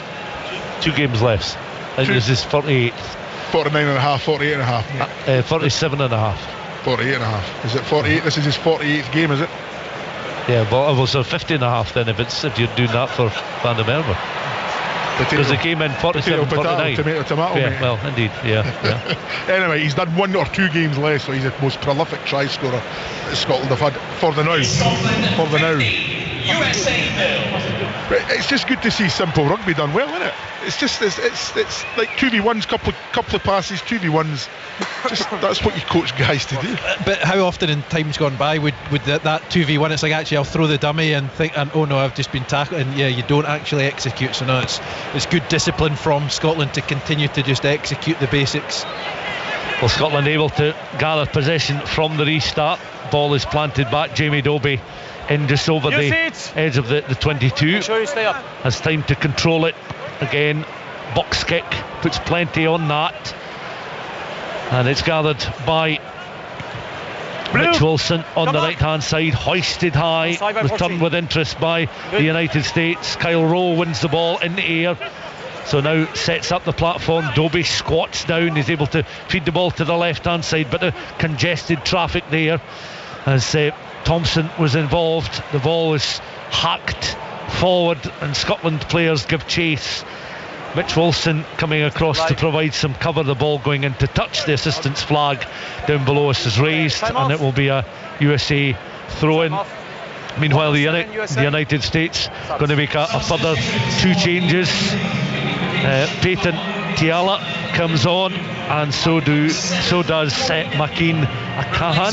So they are both on for the United States with 6 minutes of this second half gone. Okay, good to go. Yeah, Scotland almost losing their shape for the first time this game, and McDowell in the end just putting a little kind of almost aimless grubber kick through, just rolls into touch, so gives the USA a bit of a reprieve, and they're accurate with that line out, which looks like they're then going to box kick back to Scotland. Plenty of height, spinning kick does cross the halfway line. USA players are able to pad the ball back. The Eagles certainly under some pressure, but Scotland have won possession back again. Thompson feeding the ball out there. They're beginning to queue up against Stephen McDowell, shifting the ball further towards the right hand side. Scotland still going. USA unable to ground Scotland players as they get beyond that 10 metre line once more. Darcy Graham this time taking on the scrum half duties momentarily just to keep the momentum going of this latest Scotland attack. 50 points on the board, and we've played 46 minutes of this first autumn international. Certainly tougher opposition ahead for Scotland in the form of New Zealand, Argentina, Tonga to finish. Of course, the USA have still to play Georgia next week and Romania before the end of the month as part of their European tour. They've lost possession, the Scots. It's back with the United States, and their half-back Hinselbeck is able to kick the ball downfield, bounces once, finds touch, and the ball is back in the hands briefly of Duhan van der Merwe. It'll be a straightforward throw-in. With a bit of jiggery pokery going on between 2 players, and the American guy lost his shirt, ripped it off his back. Scottish player threw it away. I didn't quite see who it was. Playing off the ball. But yeah, it just needs a wee spark again. Just need to get the shape back. Just get a bit of forward momentum. forwards looking to carry, looking to do the hard yards, no looking for any glory. Straightforward and well executed line out there. McConnell just providing the platform for the Scots. Again, the centres linking up nicely with Stafford McDowell with the initial pass. The offload is good. Again down the right hand side, Darcy Graham this time. I think the referee quickly spotted the forward pass there. Graham was off and running, perhaps knew that he would be called back. Yeah, there's a bit of unrest, let's say, on the field of play, and one of the United States players, McKean Alkin, who was on the field just the matter of a few moments, ends up on his backside there, a backward roll, gets back to his feet, so tempers frayed somewhat on the field of play at the moment. See, again, you look at the replay for just before that forward pass, I think it was the 10 for America, Chris Hilson-Brett, he's offside. He comes back for an offside position. Jamie Dobie then delays the pass, to delay the pass slightly, which means the two Scottish players start to overrun. That's where referees need to pick up. That's the bit in this level of rugby that affects the game. Those lazy, well, they're offside. They're not even lazy runners. They're just offside. Boys, we have been playing a great game. They're just offside. Of rugby, that is unacceptable. After the whistle, we stop playing. Okay, we understood? No. I'm not really sure why Patrick Harrison ran the forward pass 40 or 50 metres to get involved in that. That's just silly. Yeah, that's the kind of discipline that actually you don't want that to become a penalty against you in a game of bigger magnitude. Suddenly you should be in a territorial advantage in the opposition's half. You're suddenly back in your own half. But yeah, it's a big hoo-ha over nothing ultimately, isn't it? And we continue with the scrum over on the far side from Van der Merwe's pass being adjudged just marginally forward on that occasion. Crouch! So back in 1999, Scotland defeated Spain 48 points to 0. So they've now surpassed that particular scoreline. They were 73-12 winners over Canada in 2024 and 61-0 winners over Russia in 2019, so that margin of 61 points separating the sides could and well what was be the score in the 1995 World Cup game between Scotland and the Ivory Coast, may I ask? 89-0, something like that. I think it was 89, and then there was a 100 points to 8 victory over Japan, so I think 92 is the biggest margin of victory. You don't want to. Yeah, you win games like that, but you don't want to win games like that, do you? It's not good for rugby, beating teams by 80 and 90 points. Okay, use it. United States scrum inside their own half. Again, Tommaso Boni is one of the early carriers. United States looking to ship the ball out wide, but that was very clearly a forward pass there. Dominic Basag, the outside centre, occupying space on the right hand side, immediately called back. And it looks as if Scotland are going to make a further 2 changes. I can see that Max Williamson and George Horn are now on the field of play, so a further 2 changes there. Okay. So Williamson and Horn will be on. So Jamie Dobie's work is done. Keep it up. Darcy Graham's work is done. Oh, Darcy Graham, it will be. Yep. They're going to use Dobie on the wing. Controversial, taking Darcy Graham off. First to 3 tries, was it? And that's gets the rest. And Darcy, well, the applause as the crowd, 1 or 2 of them standing as well, clapping, hands above their heads, acknowledging Graham's contribution in this game with the 3 tries. And landing the third of those in the second half. Yeah, confirmation it is Darcy Graham off and George Horn on. Shows that advantage with Jamie Dobie, isn't it? He's a great winger as well as a great scrum half, real quality rugby player, no matter where you play. Again, you know, he could play 10, 15, I think he could play just about anywhere. He's just a great player, great skills, great pace, great rugby knowledge. George Horn scored in the second half of the most recent match between the sides prior to today in July 2024, when Scotland were 42-7 winners in the United States. Ross Thompson then, after these changes, Scotland are down again with Thompson ball in hand. United States penalised. Left-footed kick towards the Scotland left-hand corner, so by the west stand and the corner of the north stand, and it's a line-out opportunity here for the Scots. And across already is Patrick Harrison, looking for a little bit of movement. Again, that was well executed at the front. Harrison then joins into this attack. George Horne just in behind him, perhaps waiting for any ball coming his way. Horne has it now and he's able to spin round, look at the options. McDowell was able to try and carry the attack into the centre of that 22. Momentum dropped just ever so slightly, as once again the back row forwards looking to carry. McConnell making a nuisance of himself once again, as Scotland looking to play it from the left hand side all the way out towards that right hand channel, forcing the United States to be very mobile in defence. Again, the contacts come thick and fast as Horne readies himself for another quick delivery, but USC penalised. Horne again, little tap, quickly goes to his right hand side.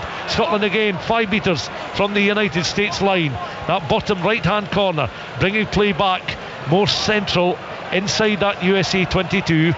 We've played 13 minutes of the second half. Scotland leading by 50 points to 0. Still on the edge of the 5 metre line. Horne again going in, squatting down. Referee though had the raised arm, penalising the Scots 5 metres from the United States line, and it's still 50-0 and for the home side, as the United States again looking to go to the bench. Luke Carty is stripped and ready to come on the field, the 33-year-old.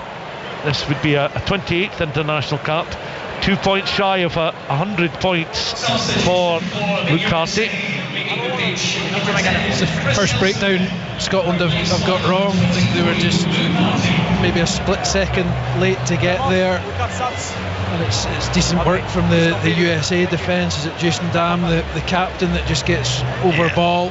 He's there first. Marshall Sykes just misses. Marshall Sykes just missed the clear.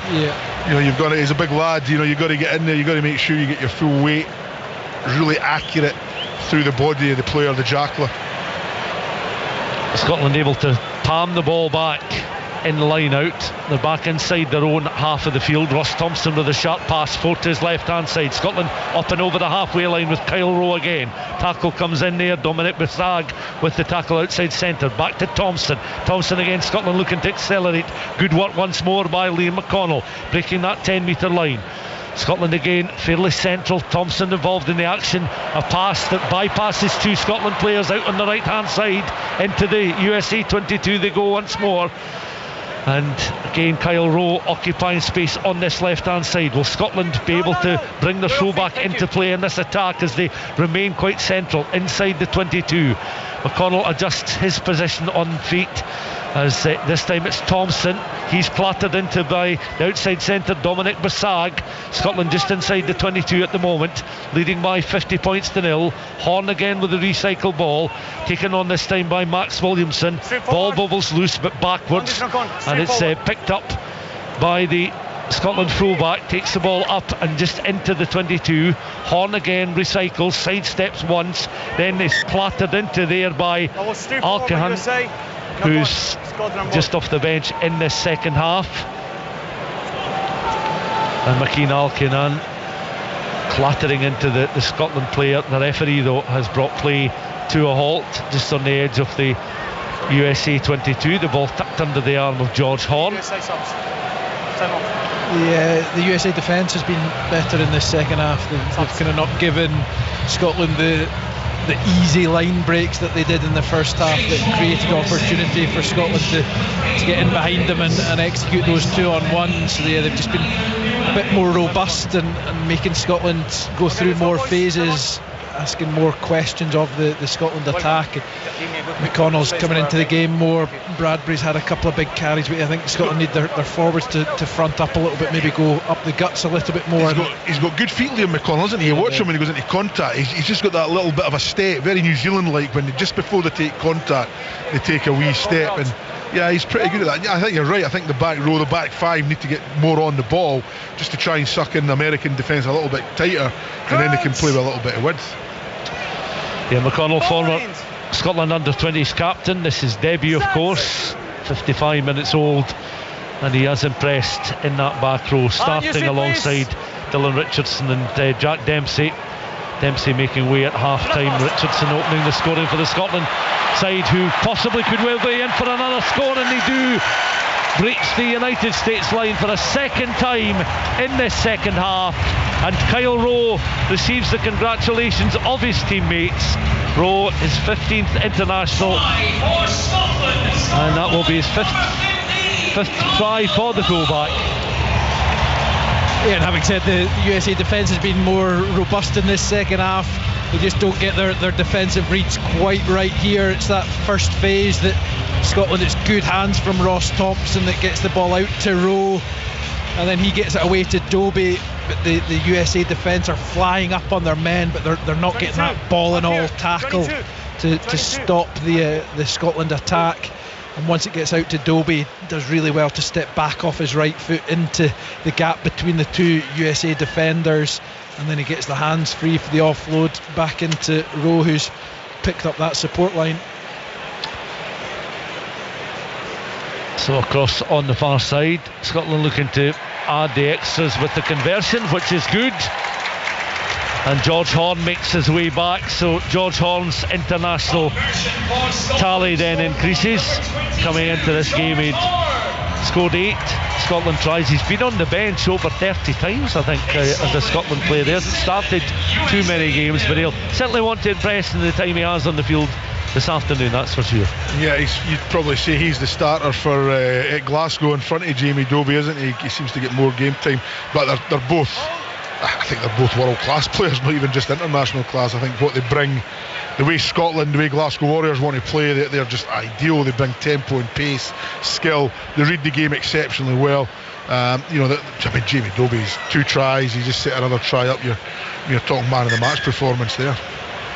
Ross Thompson just turning away, was disappointed with the kick from hand from the restart, which found touch, but it was from his point of view the wrong side of the 10 metre line, so just directly below us. Sean McNulty looking to throw the ball into the USA line. It's back now with the scrum half to Haas. He sets up an attacking platform. Tommaso Boni taking the ball into contact. USA bundled backwards. Ball finds the hands of the skipper Jason Dam. He goes to ground just on the edge of the 10 metre line. Recycled again, and this time McNulty in open play, just dropping that right shoulder and taking the ball into contact. Now it just goes over the head there of the Scotland replacement. George Horne doing very well right down the tram lines there, able to gather possession of the ball. Little show and go from Horne, dancing his way along the edge of the 22, and Scotland have broken free now. Suddenly an opportunity here up and over the halfway line they go, and it's McConnell again. A fine piece of running. His offload wasn't quite so good though. He tried to work it round the corner. There's suddenly a chance here for Mitch Wilson. Wilson with a pass played on there from the scrum half towards Ali Helu, who couldn't take the ball in, but it was a good combination initially from Wilson and then to Haas, but the back row forward couldn't quite finish it. But still the United States come again. They played a cross-field kick over towards that left-hand side, couldn't quite execute that, and suddenly Scotland were able to scramble possession and take it outside the 22. The referee meanwhile has signalled the knock-on for the USA, unable to gather in the air that crossfield kick on the left hand side. So it remains 57 points to 0 for Scotland with 60 minutes on the clock, so 20 minutes to go, and the United States certainly trying to offer up something as they look to get on the scoreboard before the end of this international. Showing a bit of creativity but unable to finish things off. Yeah, good scramble defence from Scotland in the end. It certainly opened up the lungs of everyone, that passage of play. That, again, the break from McConnell in the midst of it was outstanding. It's suddenly in the open country, and then he maybe got a wee bit carried away with the offload that he tried to throw. But yeah, Scotland, Kyle Rowe did really well as a defending to kind of buy time, not committing himself to force America to make a couple more passes that they were unable to do. I don't know if we were looking at a slow motion replay of a Magnus Bradbury hit there, whether there was anything wrong with it, but there seems to be no issue. We're going back to the scrum. Scotland have a chance to clear their lines. Yeah, George Horne into the scrum. It was picked up there by Bradbury. who's number 8 in this second half. Scotland again watching on now as George Horn lines up a box kick from inside the 22, hoists it high, and that is a touch finder just the other side of the 22, close between the 22 and the 10 metre line. So it will be a throw in for the United States. And Harry Morris is stripped and coming on the field to make his debut with just under 20 minutes of this international left to play. Yeah, good chance for the young fella. I don't know a lot about him. He's decent size. I'm sure he'll be pretty mobile. But the main thing is just getting his cell into the game. Make sure he gets his set piece right, getting all those throws, hooking the ball at the scrum time. Just the basic things right first. Scotland building the attack now. Kyle Rowe on to Duhan van der Merwe. Van der Merwe now, an excellent tackle though by Dominic Bissag, the outside centre, tracking Van der Merwe all the way as he was trying to get into his running down the left hand side in front of the West stand, forced into touch. So the assistant raises the flag. Van der Merwe in search of a hat-trick. Darcy Graham having scored 3 in this game. The Scots with 57 points on the board. And yeah, just a quick word, Harry Morris, of course, in some ways very much like Stuart McInally, started as a back row forward and has moved to settle as international hooker, winning his first cap in the second half against the United States. So some similarities there. As the United States now with the box kick. The Eagles now looking to try and do something inside the Scotland half of the field. It wasn't cleanly gathered by Van der Merwe, but McConnell's away now. Now how much he would delight in scoring a try here. Still he's going. Oh, a wonderful play there, but perhaps the offload to George Horn was on and he should have used that, but certainly showing plenty of confidence. And the blindside flanker there, going to ground 5 metres from the USA line. I think he had the line in his sights and perhaps a few headlines. He's been penalised for not releasing, and it remains Scotland 57, the USA 0. And we've got around 16 and a half minutes of this international left to play.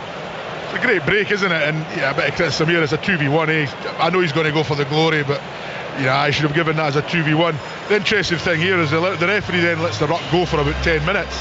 Then he decides to penalise Scotland for holding on. Yeah, it said the ball's there. That is terrible refereeing that.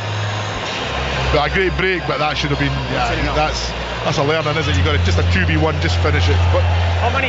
Yeah, because he started running away from Georgia, started going infield, and then he makes the pass harder for himself as well. And yeah, maybe a little bit of the white line fever, but it was a pretty outstanding break.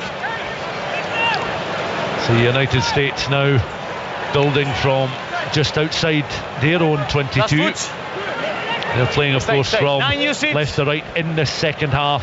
Stay. And again, it's a box kick from their scrum half to try and get a little bit further down the field as they're still in search of their opening points in this match. Will Scotland be able to hold the game to 0, keep a clean sheet, as it were? 15 and a half minutes of the match left to play, and Scotland have possession. The ball is there. Just on the edge of the halfway line.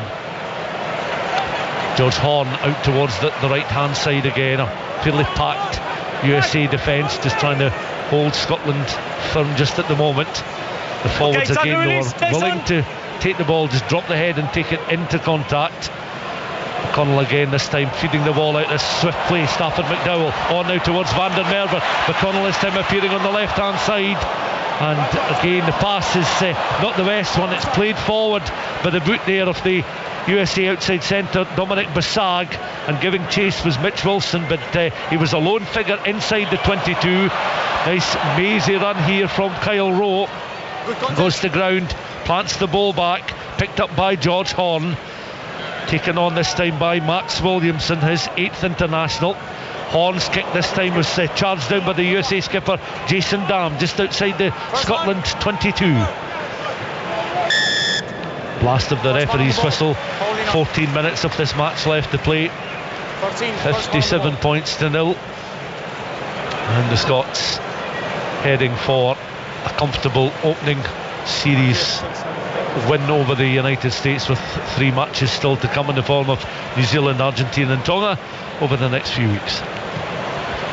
And yeah, maybe to be expected. It has become fairly loose as a game now, that a lot of kind of ball in play, harem scarum style, which actually Scotland probably want to have a bit more structure, that maybe if they're going through a number of phases in and around the halfway line, how they use the kicking game just to apply pressure to the USA, because they were actually defending fairly comfortably there, everything Scotland threw at them.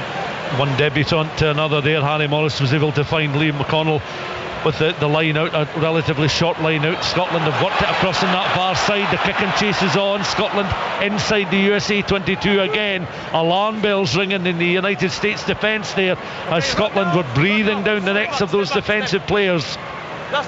They remain 5 metres short of the United States line, and from their own in-goal area, the Eagles looking to try and clear from hand downfield, but they will not be able to get beyond their own 22. And around 12 minutes of this international left to play. Van der Merwe's in front of the kicker by a mile. There's a nothing game in the sense that Scotland are going to win it quite comfortably, but they've just got to be wary. Their discipline, it's whether the referee picks it up or not. Better referees will. Duhan van der Merwe's just in front of the kicker, chases it up. So if you score there, you then go back and check it. So just got to get a little bit more discipline this last 10 minutes. And Scotland conceded 8 penalties the last time the sides met, back in 2024. That 42-7 victory. So it'll be interesting just to look at the penalty count at the end of the game. And that's what you're looking, isn't it? You're looking at about 8. If you can 7-8 penalties in a game, then you've got a really good chance of winning the game. But you've got to make sure those penalties are well earned as well. You don't want to give Adam Hastings one's the obvious one, just stepping up, a metre offside or half a step offside when it doesn't have to be. They're don't make them easy penalties. Can see another USA change imminent. Ethan McVeigh stripped and ready to come on. One of the old glory players that's part of this United States squad for their matches. We mentioned earlier, of course, they've got a couple of games still to play. Georgia and Romania still to come in the next few weeks. Scrummage, will be able to hear the referee perhaps just in the background there, setting up another set piece. Scotland scrummage inside the USA 22. It was across on the right hand side. They're looking to try and build a platform a little bit more centrally now, as it's George Horne again, tries to pick the ball up and go once more himself and bring players in when called upon. They're getting closer towards the right hand post now, still relatively central. Horne in once again. McConnell just sitting in behind him, part of the support cast. Rather lateral here from the Scots, but they're looking just to bide their time to try and snipe their way through the USA defence. Horne on towards Thompson. This time they're able to dance their way around, get up close towards the 5 metre line. USA closed the door on this occasion. Scotland looking to try and rack up in excess of 60 points in the game. Thompson tries to weave out the trouble, runs into Tomas Boney though, inside centre for the United States. Scotland again just patiently trying to build up. Magnus Bradbury this time taking the ball into contact. Quick pedestrian just at the moment, but just biding their time. Quick glance at the clock. We're just 20 seconds shy of 10 minutes of the match left to play. A little untidy spell there from the Scots, but the decision going their way. So they'll have another chance 5 metres from the USA line. McDowell just plants the ball back. Not really got the width on it in the second half, have they? They've not managed to be able to create that extra man on the outside. Harry Morris with a little tap, bearing down on those posts, the gaping gap in between. Can they breach the USA defence once again? Well, the answer is emphatically yes. They're across the line once more. Stafford McDowell peeling away, and a fine run from close range, able to finish off a move which takes Scotland on to 62 points with the conversion to come. Yeah, I think Liam McConnell was involved in that as well. I'm pretty sure he gave the tip-on pass after the breakdown. I think to Ross Thompson, who great pass to Stafford McDowell. Just on that line, it's the line that's hard to defend. Yeah, just difficult to defend that line when you're coming back really quite straight or almost back on an in-line. Hard to defend that. Because you've gone 2 passes out the way, so the defence their body shape almost starts to go towards the touchline, and because McDowell's then coming back against that onto the kind of inside shoulder, as it were, it makes it really difficult to try and get any sort of tackle. McDowell running at real pace as well. Deserved score for McDowell. Actually, I think he's been good in that inside centre position today.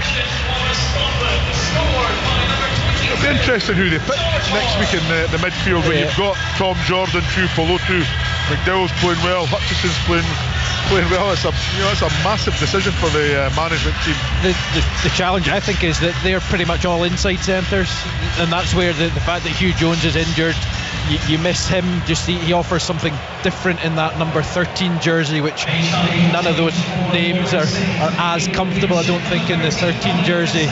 Ollie Smith today, has he done enough that it's difficult to take too much from this game? I would play Tuipulotu at 13. Yeah, I just think he's nowhere near as effective in that one channel further out. But yeah, I think in terms of what you've got there, that you're probably looking at him. George Horn again getting into his running. Little offload, Thompson involved. Suddenly a break is on here for the Scots once more. Almost a knife through butter situation, but retrieved there. Alacant is able to gather the ball for the United States, and they still have possession just on the edge of their 22. Scotland players, applying some pressure. Tackles coming in, and the States again looking to kick from hand. Right-footed kick downfield by Ethan McVeigh. Van der Merwe now getting into his running, could be on for the hat-trick here, but does the sensible thing with the offload, could receive it back. Well, it's George Horn who in turn gathers the ball, crosses the line. Intricate play there from the Scots, but sensible in the space that opened up for them, and it's Horn in for a try, taking Scotland closer to the 70-point mark. Yeah, and I'll tell you what, take my hat off to Duhan van der Merwe there. It would have been so easy for him just to try and beat that last defender, which he probably could have. I mean, he could have just ran over the top of him, I think. But again, simple 2v1, just execute. And then even Kyle Rowe, unselfish, gives the pass to George Horn, who, like any good scrum half, is just there somewhere, isn't he?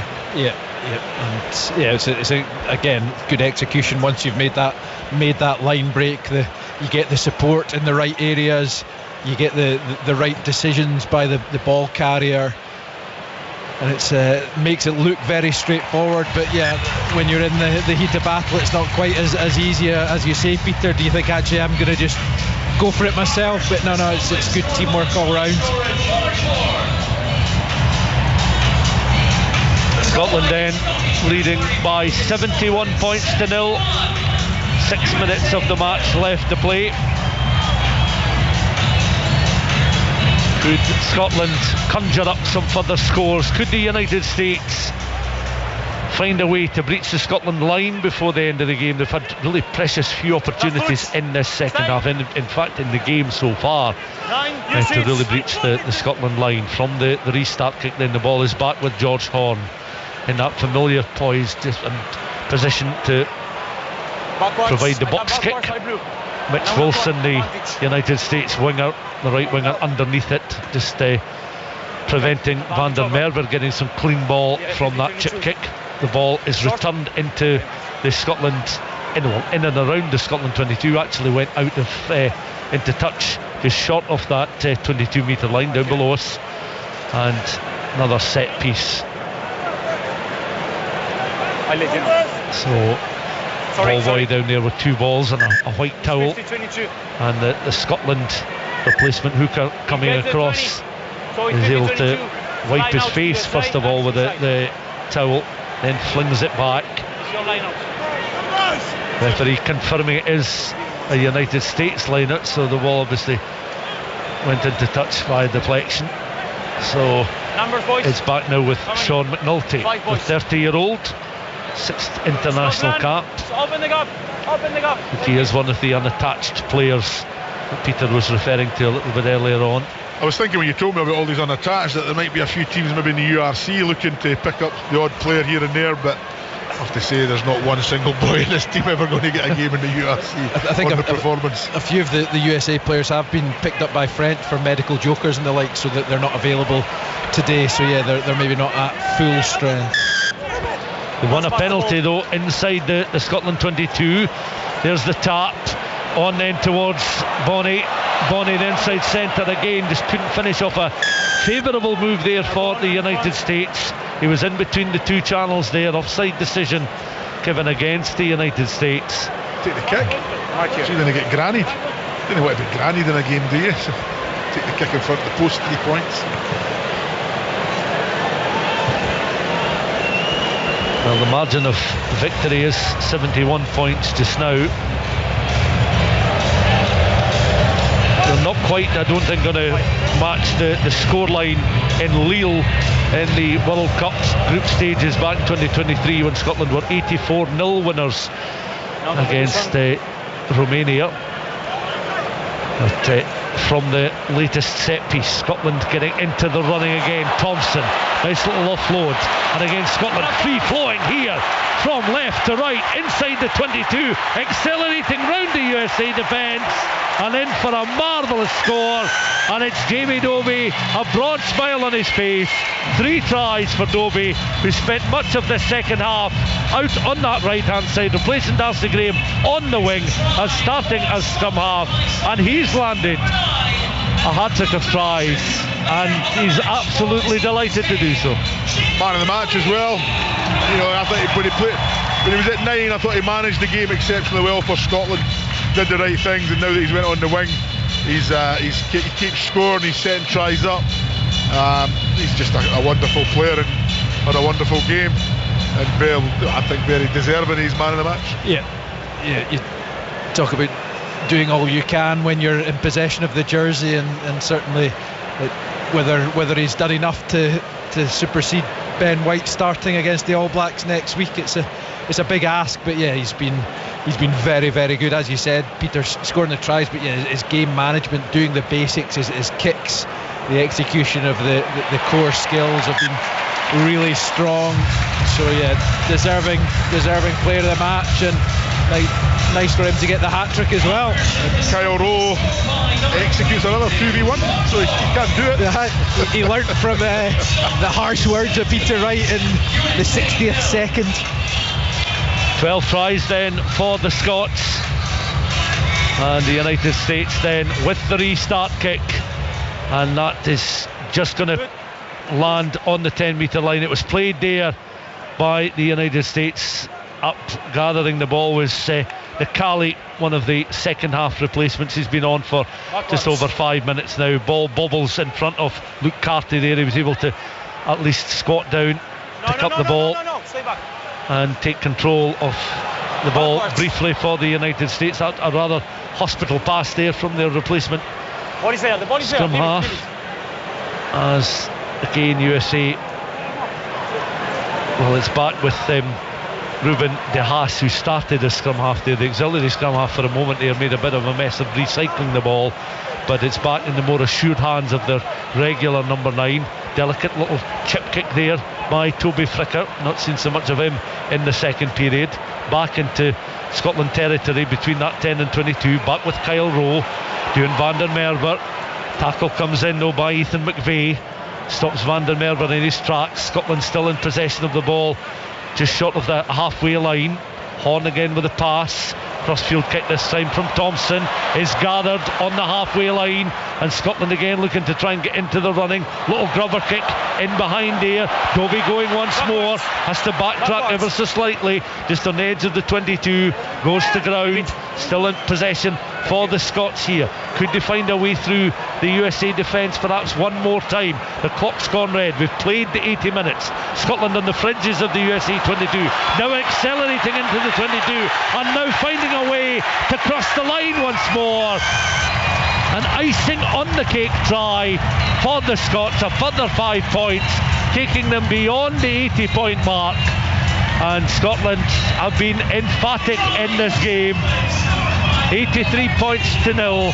And Ollie Smith has landed a try, his third international try in his 11th appearance, and Scotland certainly comfortable winners this afternoon and putting on a real show at times for the 53,000 supporters that have been inside Murrayfield today. Dylan Richardson scored the first Scotland try, and then it's been backs every try thereafter, which maybe sums up how the game has been played.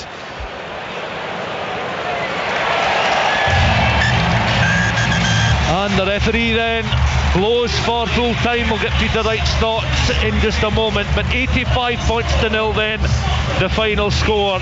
The third largest winning margin for a Scottish full cap international, just behind the matches played in 1995 against Ivory Coast and 2004 against Japan.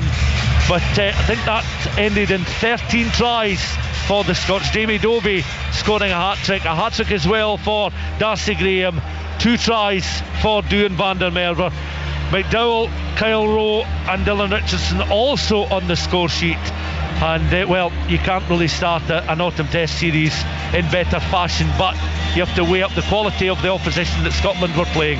But they've prevented the United States from scoring here at Murrayfield. They've inflicted a very heavy defeat on the visitors from across the pond, and it's Scotland 85, the United States 0. The final score here in this opening autumn test match at Murrayfield this Saturday evening.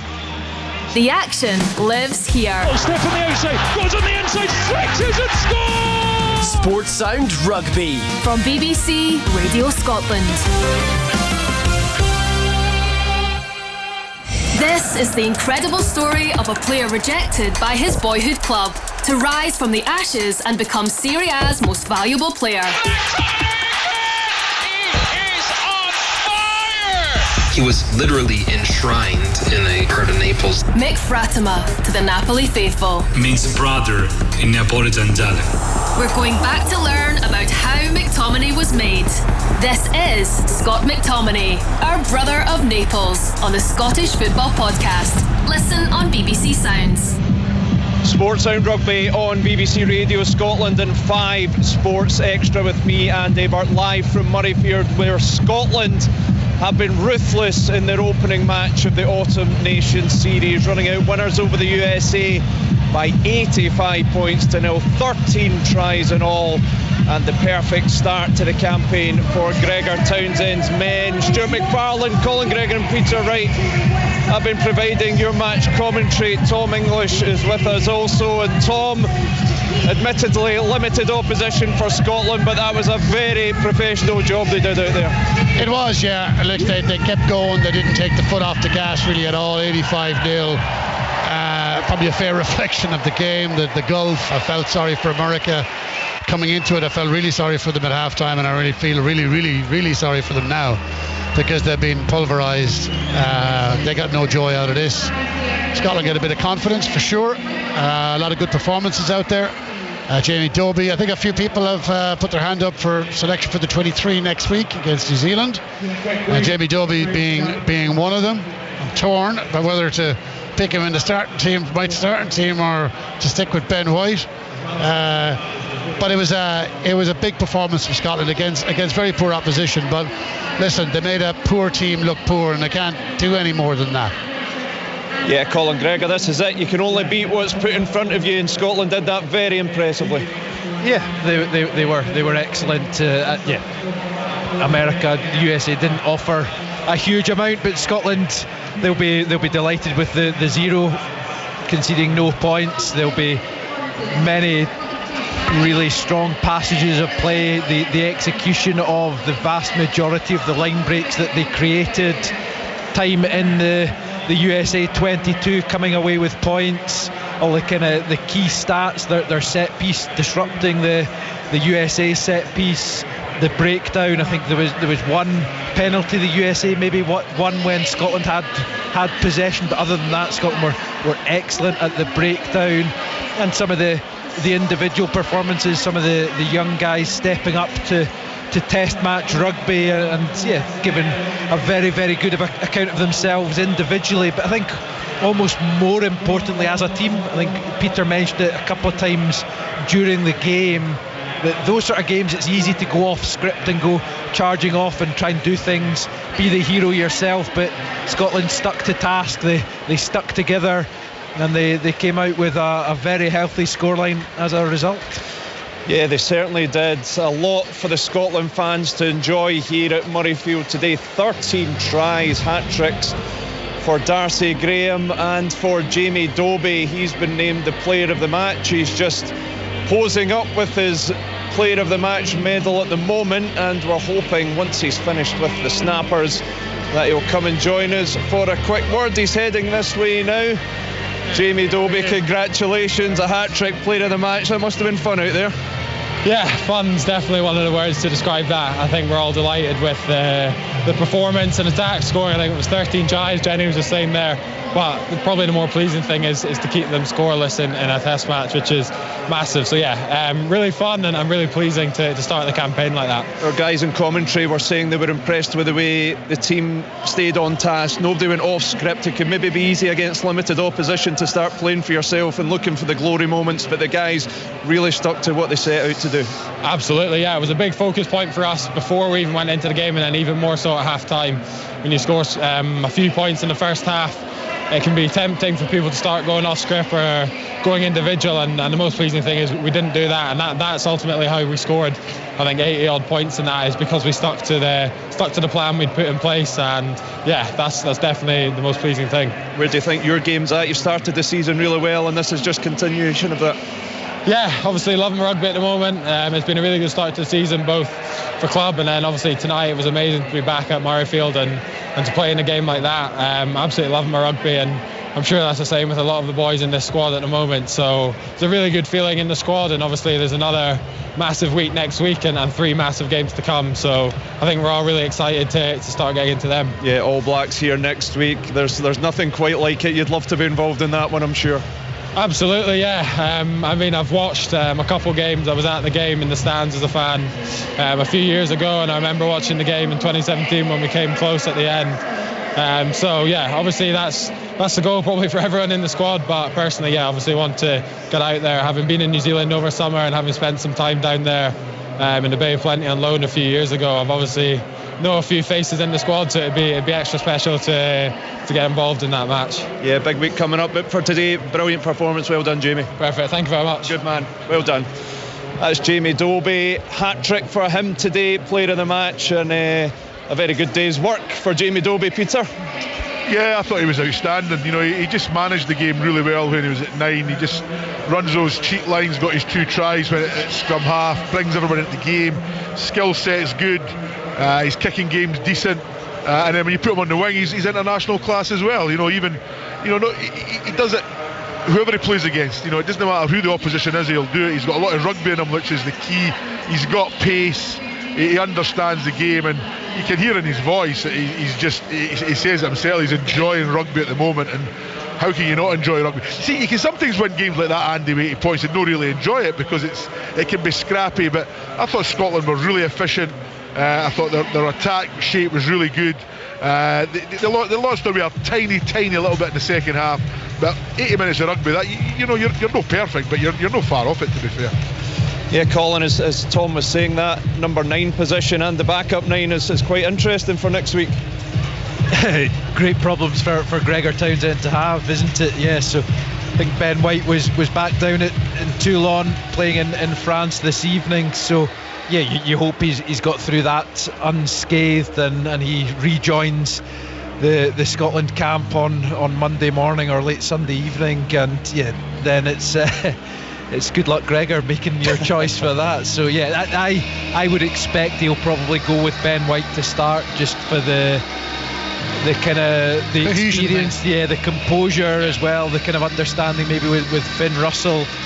And then you've got Jamie Dobie or George Hord to come off the bench. I think whilst Franco Smith at Glasgow probably sways towards George Hord, I think Gregor with Scotland has tended to favour Jamie Dobie. I think Dobie probably, he has a stronger, a slightly longer kicking game. I think at international rugby, that's maybe where Townsend will favour Dobie over Horn, because both are real live wires, both are real threats around the breakdown. Both run those excellent support lines, get their hands on ball. So yeah, both would be more than capable. It lets them do that 6-2 on the bench as well, doesn't it? Because Dobie can cover 9 and the back 3. Yeah, so if he's got a mind to do that, it gives them. And then you've got Tom Jordan to cover 15, 12 and 10. They're your 2 backs on the bench. 6, 7 and 8. Hooker as well. Are we thinking 6-2 bench next Saturday then? I think so. I think so too. I think so. Yeah. It's interesting. I've written down my prospective team here, with a big question mark at the top of it. Is that since we've been talking at full time, Tom, or was this prepared in advance? This was kind of in the last 5 minutes of the match. I'm thinking, how do I get them all in? So I've gone. Okay, well, let's see. We want to go through this? Why not? Kinghorn fullback, wings Graham and Van der Merwe. McDowell and Tuipulotu in the midfield. I'm going for Glasgow. I'm going for cohesion. I'm going for familiarity there. Russell and White, again, same reason. Experience, know each other. Schumann, Ashman and Fagerson, with a fingers crossed for Big Xander. Gregor, Brown and Cummings starting in the row. And then Fagerson, Christie or Darge, but probably Christie because Darge hasn't been playing. And Jack Dempsey at 8. And my bench is Jordan, Dobie, Sutherland, Turner. Again, fingers crossed for George Turner. I think Scotland is struggling there. Darcy Ray, Williamson, Darge, Christie and Bradbury. There is something that has jumped out at me in that lineup, Tom. What's that? It's your second row combination. The world's #1 Max Williamson fan is not selecting him to start.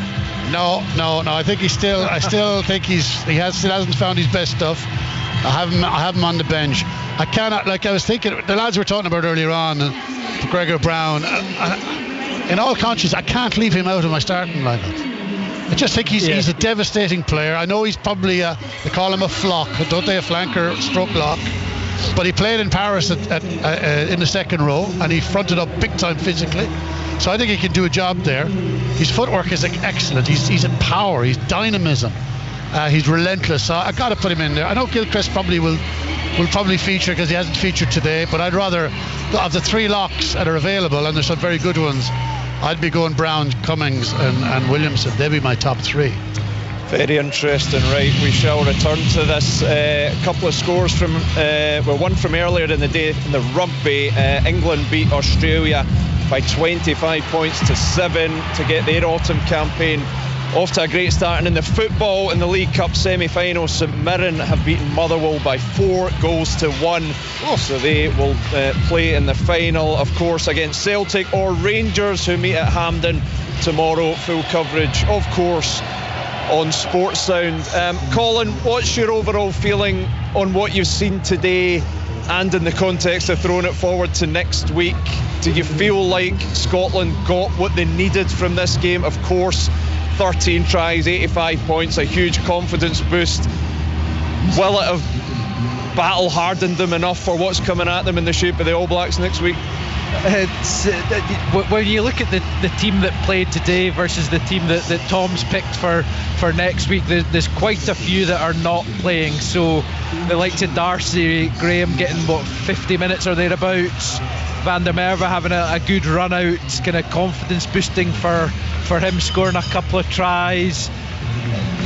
Jamie Dobie, I think, may well have done enough to get on the bench. So Jack Dempsey coming through, hopefully the half of rugby that he played and coming through that unscathed. So from those sort of individual perspectives, when you see the actual game itself, it's not like having an outstanding performance today will shoo you into or cement your place in the squad for next week. But I think from a Scotland perspective, we can be really, really happy about how the team gelled, the cohesion, the young guys, whether it's your Harry Morris coming off the bench, or Liam McConnell having a real barnstorming game.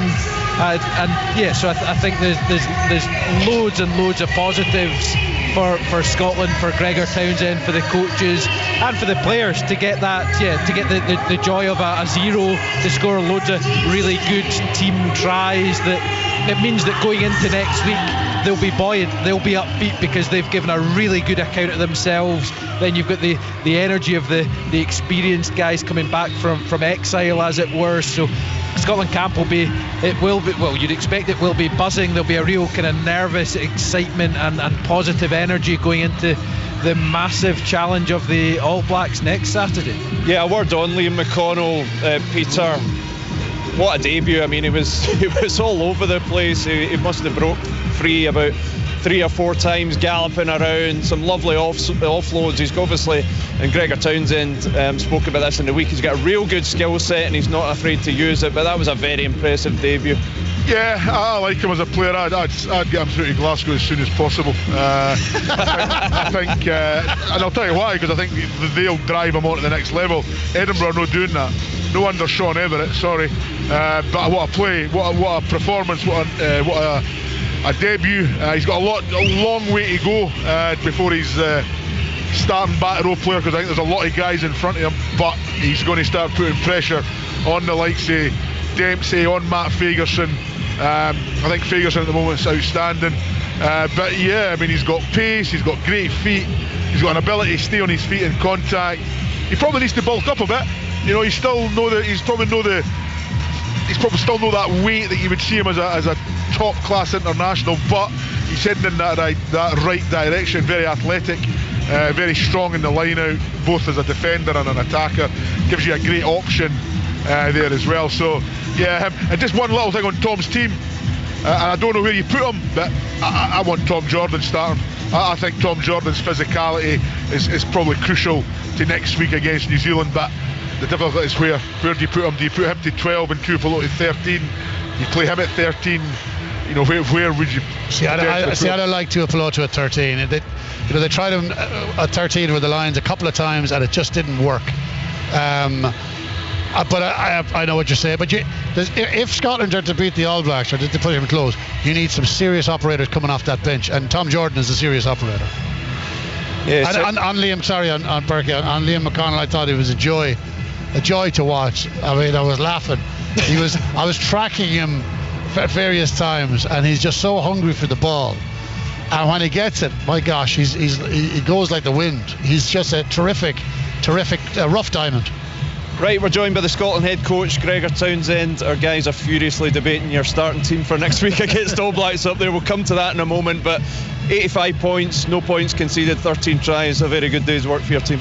It was, and like straight away the players were very cohesive, which is hard to achieve in a week's training in a brand new team, but it just shows you the togetherness this group has, but also how hard they worked this week at training, just making sure they learned their roles. And we asked for effort, we asked for physicality, and we got that for most of the game when we had ball and clearing contact, but also when we had to defend. I felt we were aggressive. In the main, we were disciplined, and then we had to hustle back on a couple of occasions. The players really worked hard for each other, so very pleasing. Great that such a big crowd tonight got to see the players' strengths come out, and we've obviously got a few very talented individuals in our team. Peter Wright and Colin Gregor in commentary were particularly impressed with how your players didn't go off script tonight, which might be easy when you're starting to rack up the tries, but they all stuck to task. Absolutely, and we've got reference points that we lean into.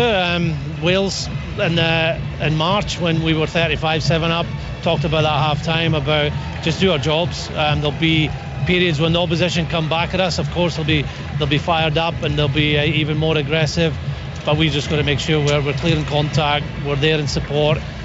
And there'll be times when the game isn't as fluent, which maybe that third quarter was, but I'm really pleased with the last 10 minutes.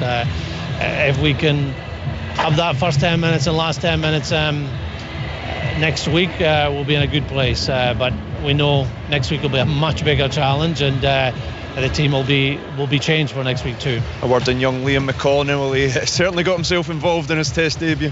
Yeah, what a game! He played with confidence. He was aggressive in defence, which is what we expected from him, but the ability in attack to put others into space.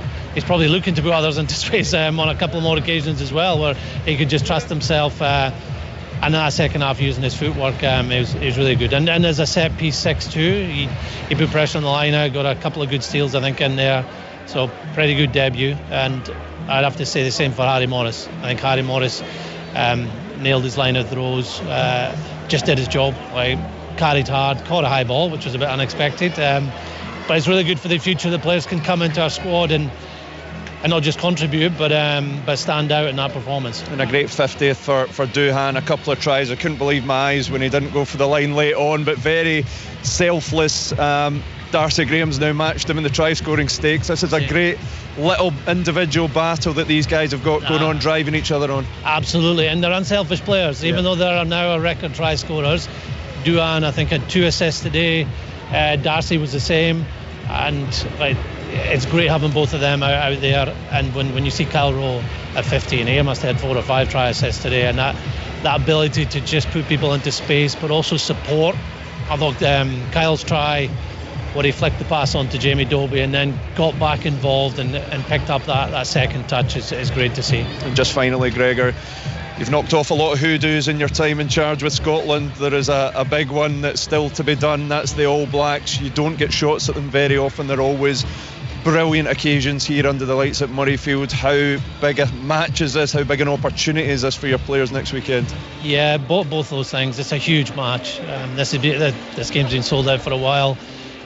Everybody loves watching the All Blacks. We've had 2 cracking matches against them over the last 7-8 years, but we've not delivered that winning performance, and we've all these experiences today included, but the losses, the defeats over the last few years, we've got to put that into an 80-minute performance. I think the players can take confidence from how well they've trained this week and put that into a performance, because we know we have to build that cohesion pretty quickly in the heat of playing a team like the All Blacks, but there's no reason why we can't. There's no reason why we can't deliver one of our best performances, and I'm sure the guys will be certainly up for it and have the belief that they can do it. Can't wait for it. Well done today, Gregor. Thank you. Good Thanks, man. Andy. That's the Scotland head coach, Gregor Townsend. And Tom, a satisfied man after his team's performance today? Yes, so he should be. Not just in the score and the number of tries, the individual performances. We've seen a bit of the future here, I think, in Liam McConnell. He's only 21 years of age, just turned 21 in the summer. I think we're going to see an awful lot more of him as he progresses, as he matures. But he's got all the ingredients to be a top-class test player. We saw a lot of good things out there. The continuing emergence of Jamie Dobie as an all-court kind of back, whether it's on the wing, whether it's scrum half, can play anywhere. Dobie, he's just a very talented rugby player. Very encouraging things. Nobody's getting carried away, because one of the biggest tests in the game is coming up next Saturday. But they're tracking in the right direction, Scotland. They have an awful lot of heavy artillery to come into the team, and you can see that the ones who are playing today and who will be playing next week have a load of confidence.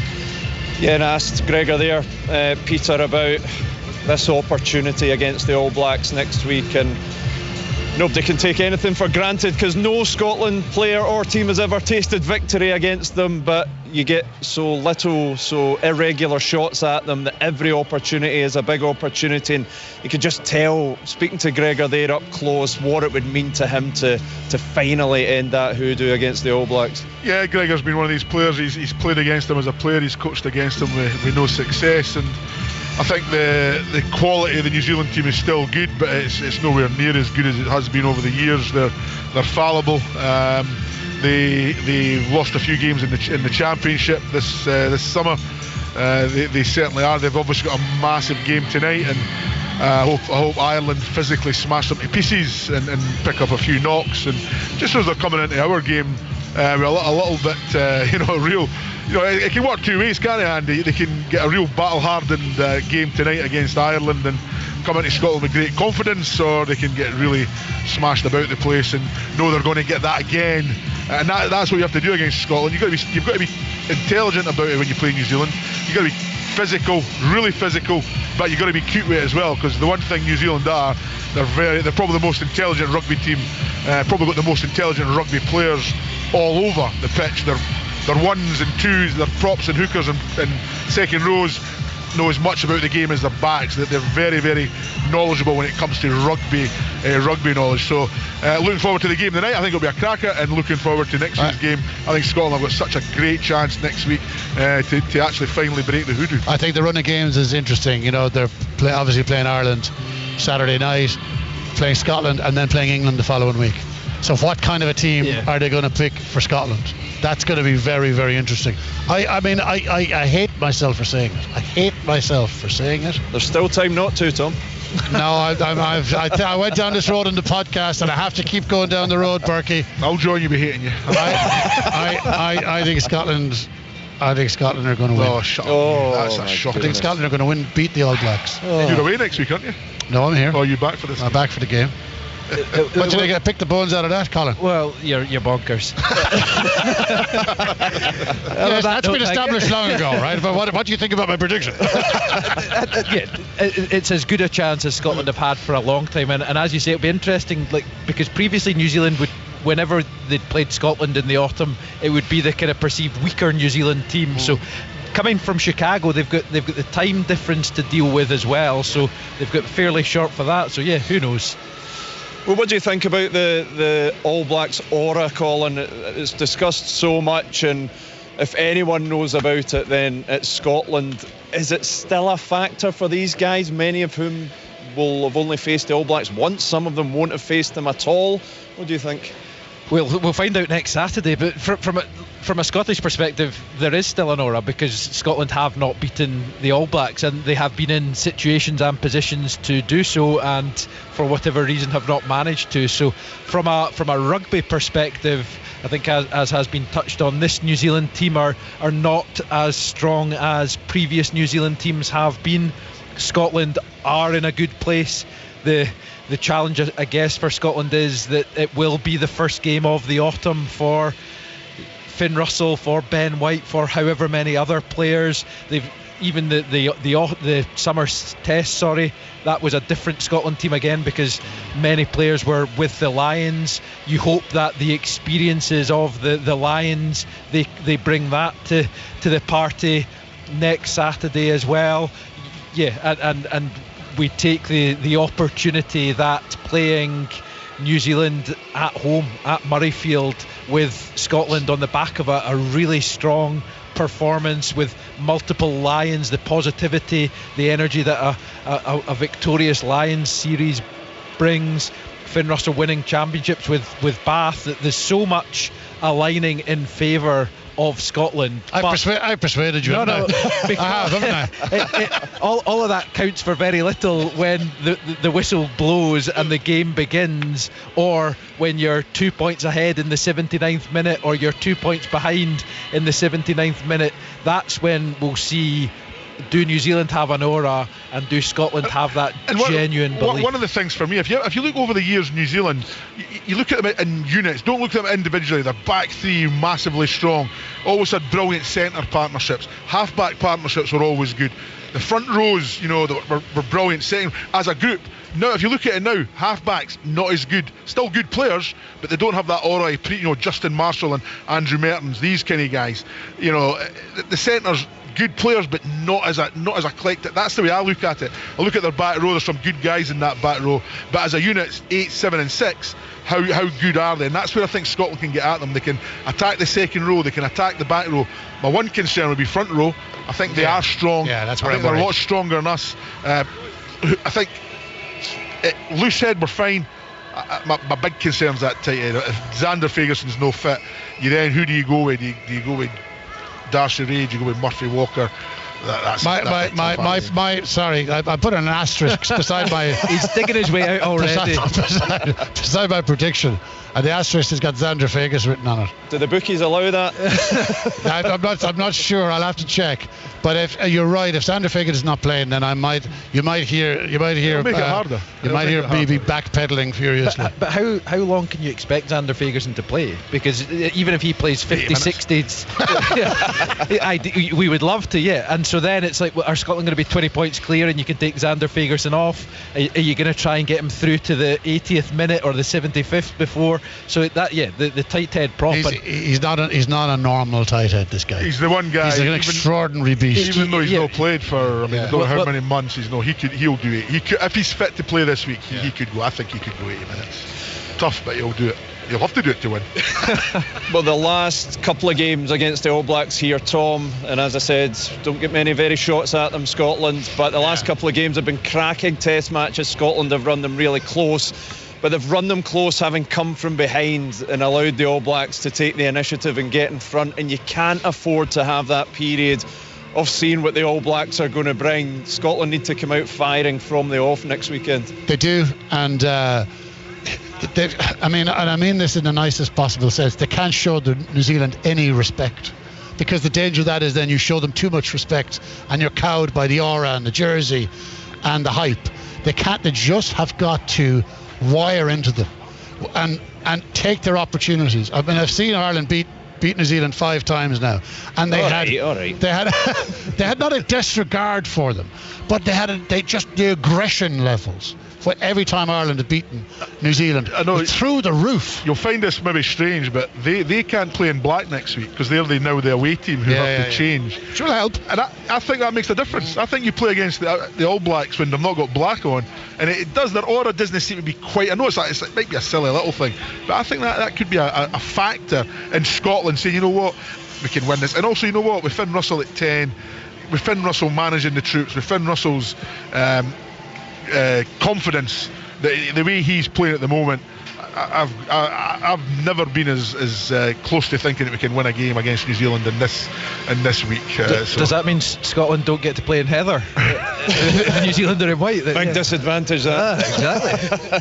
Right, Colin, let's nail down this midfield for next week, because I'm sure Gregor Townsend will be tuning in, dying to know what our midfield is, but Peter saying Tom Jordan has to be involved somewhere. No Hugh Jones. He will be on the commentary team with us, which is great news. I'm sure he'd much prefer to be running out against the All Blacks. But Colin, how do you see that midfield shaping up? Rory Hutchinson's doing great things at Northampton. Stafford McDowell, you pointed out in commentary, really good tonight. Knows Sione Tuipulotu very well. What would your be starting midfield combination?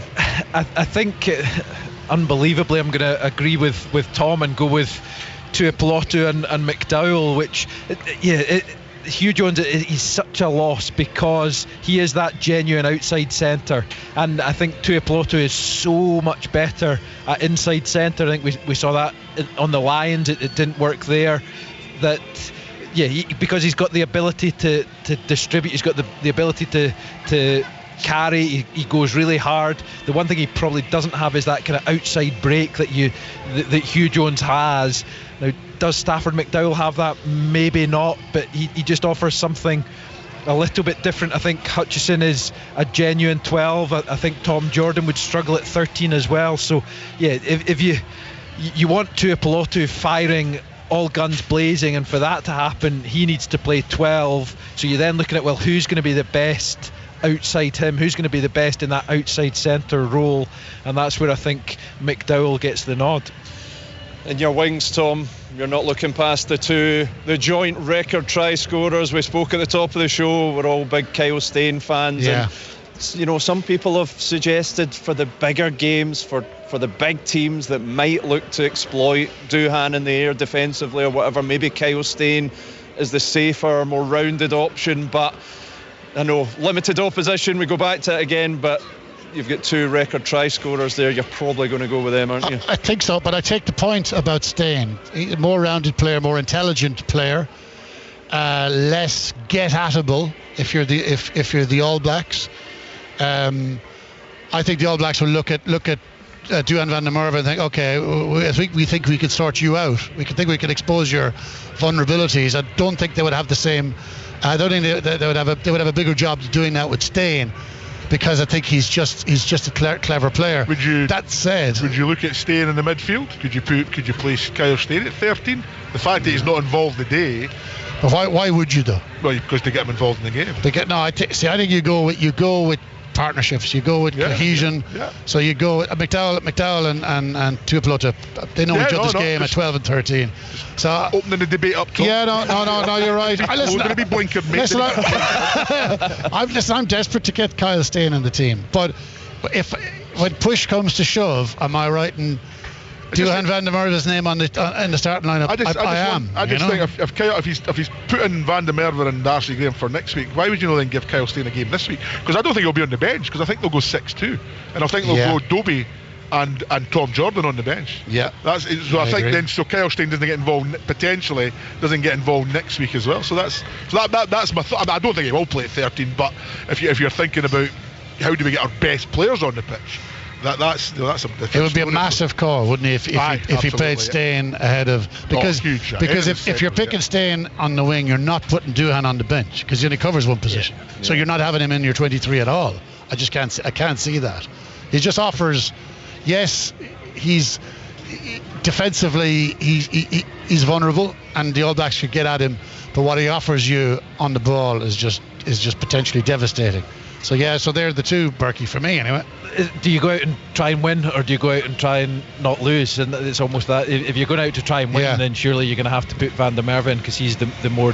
They have to go out, don't they, Scotland, believing that they're going to win, believing that they're better than the All Blacks, believing that they're bigger, tougher, nastier than the All Blacks. They have to believe that.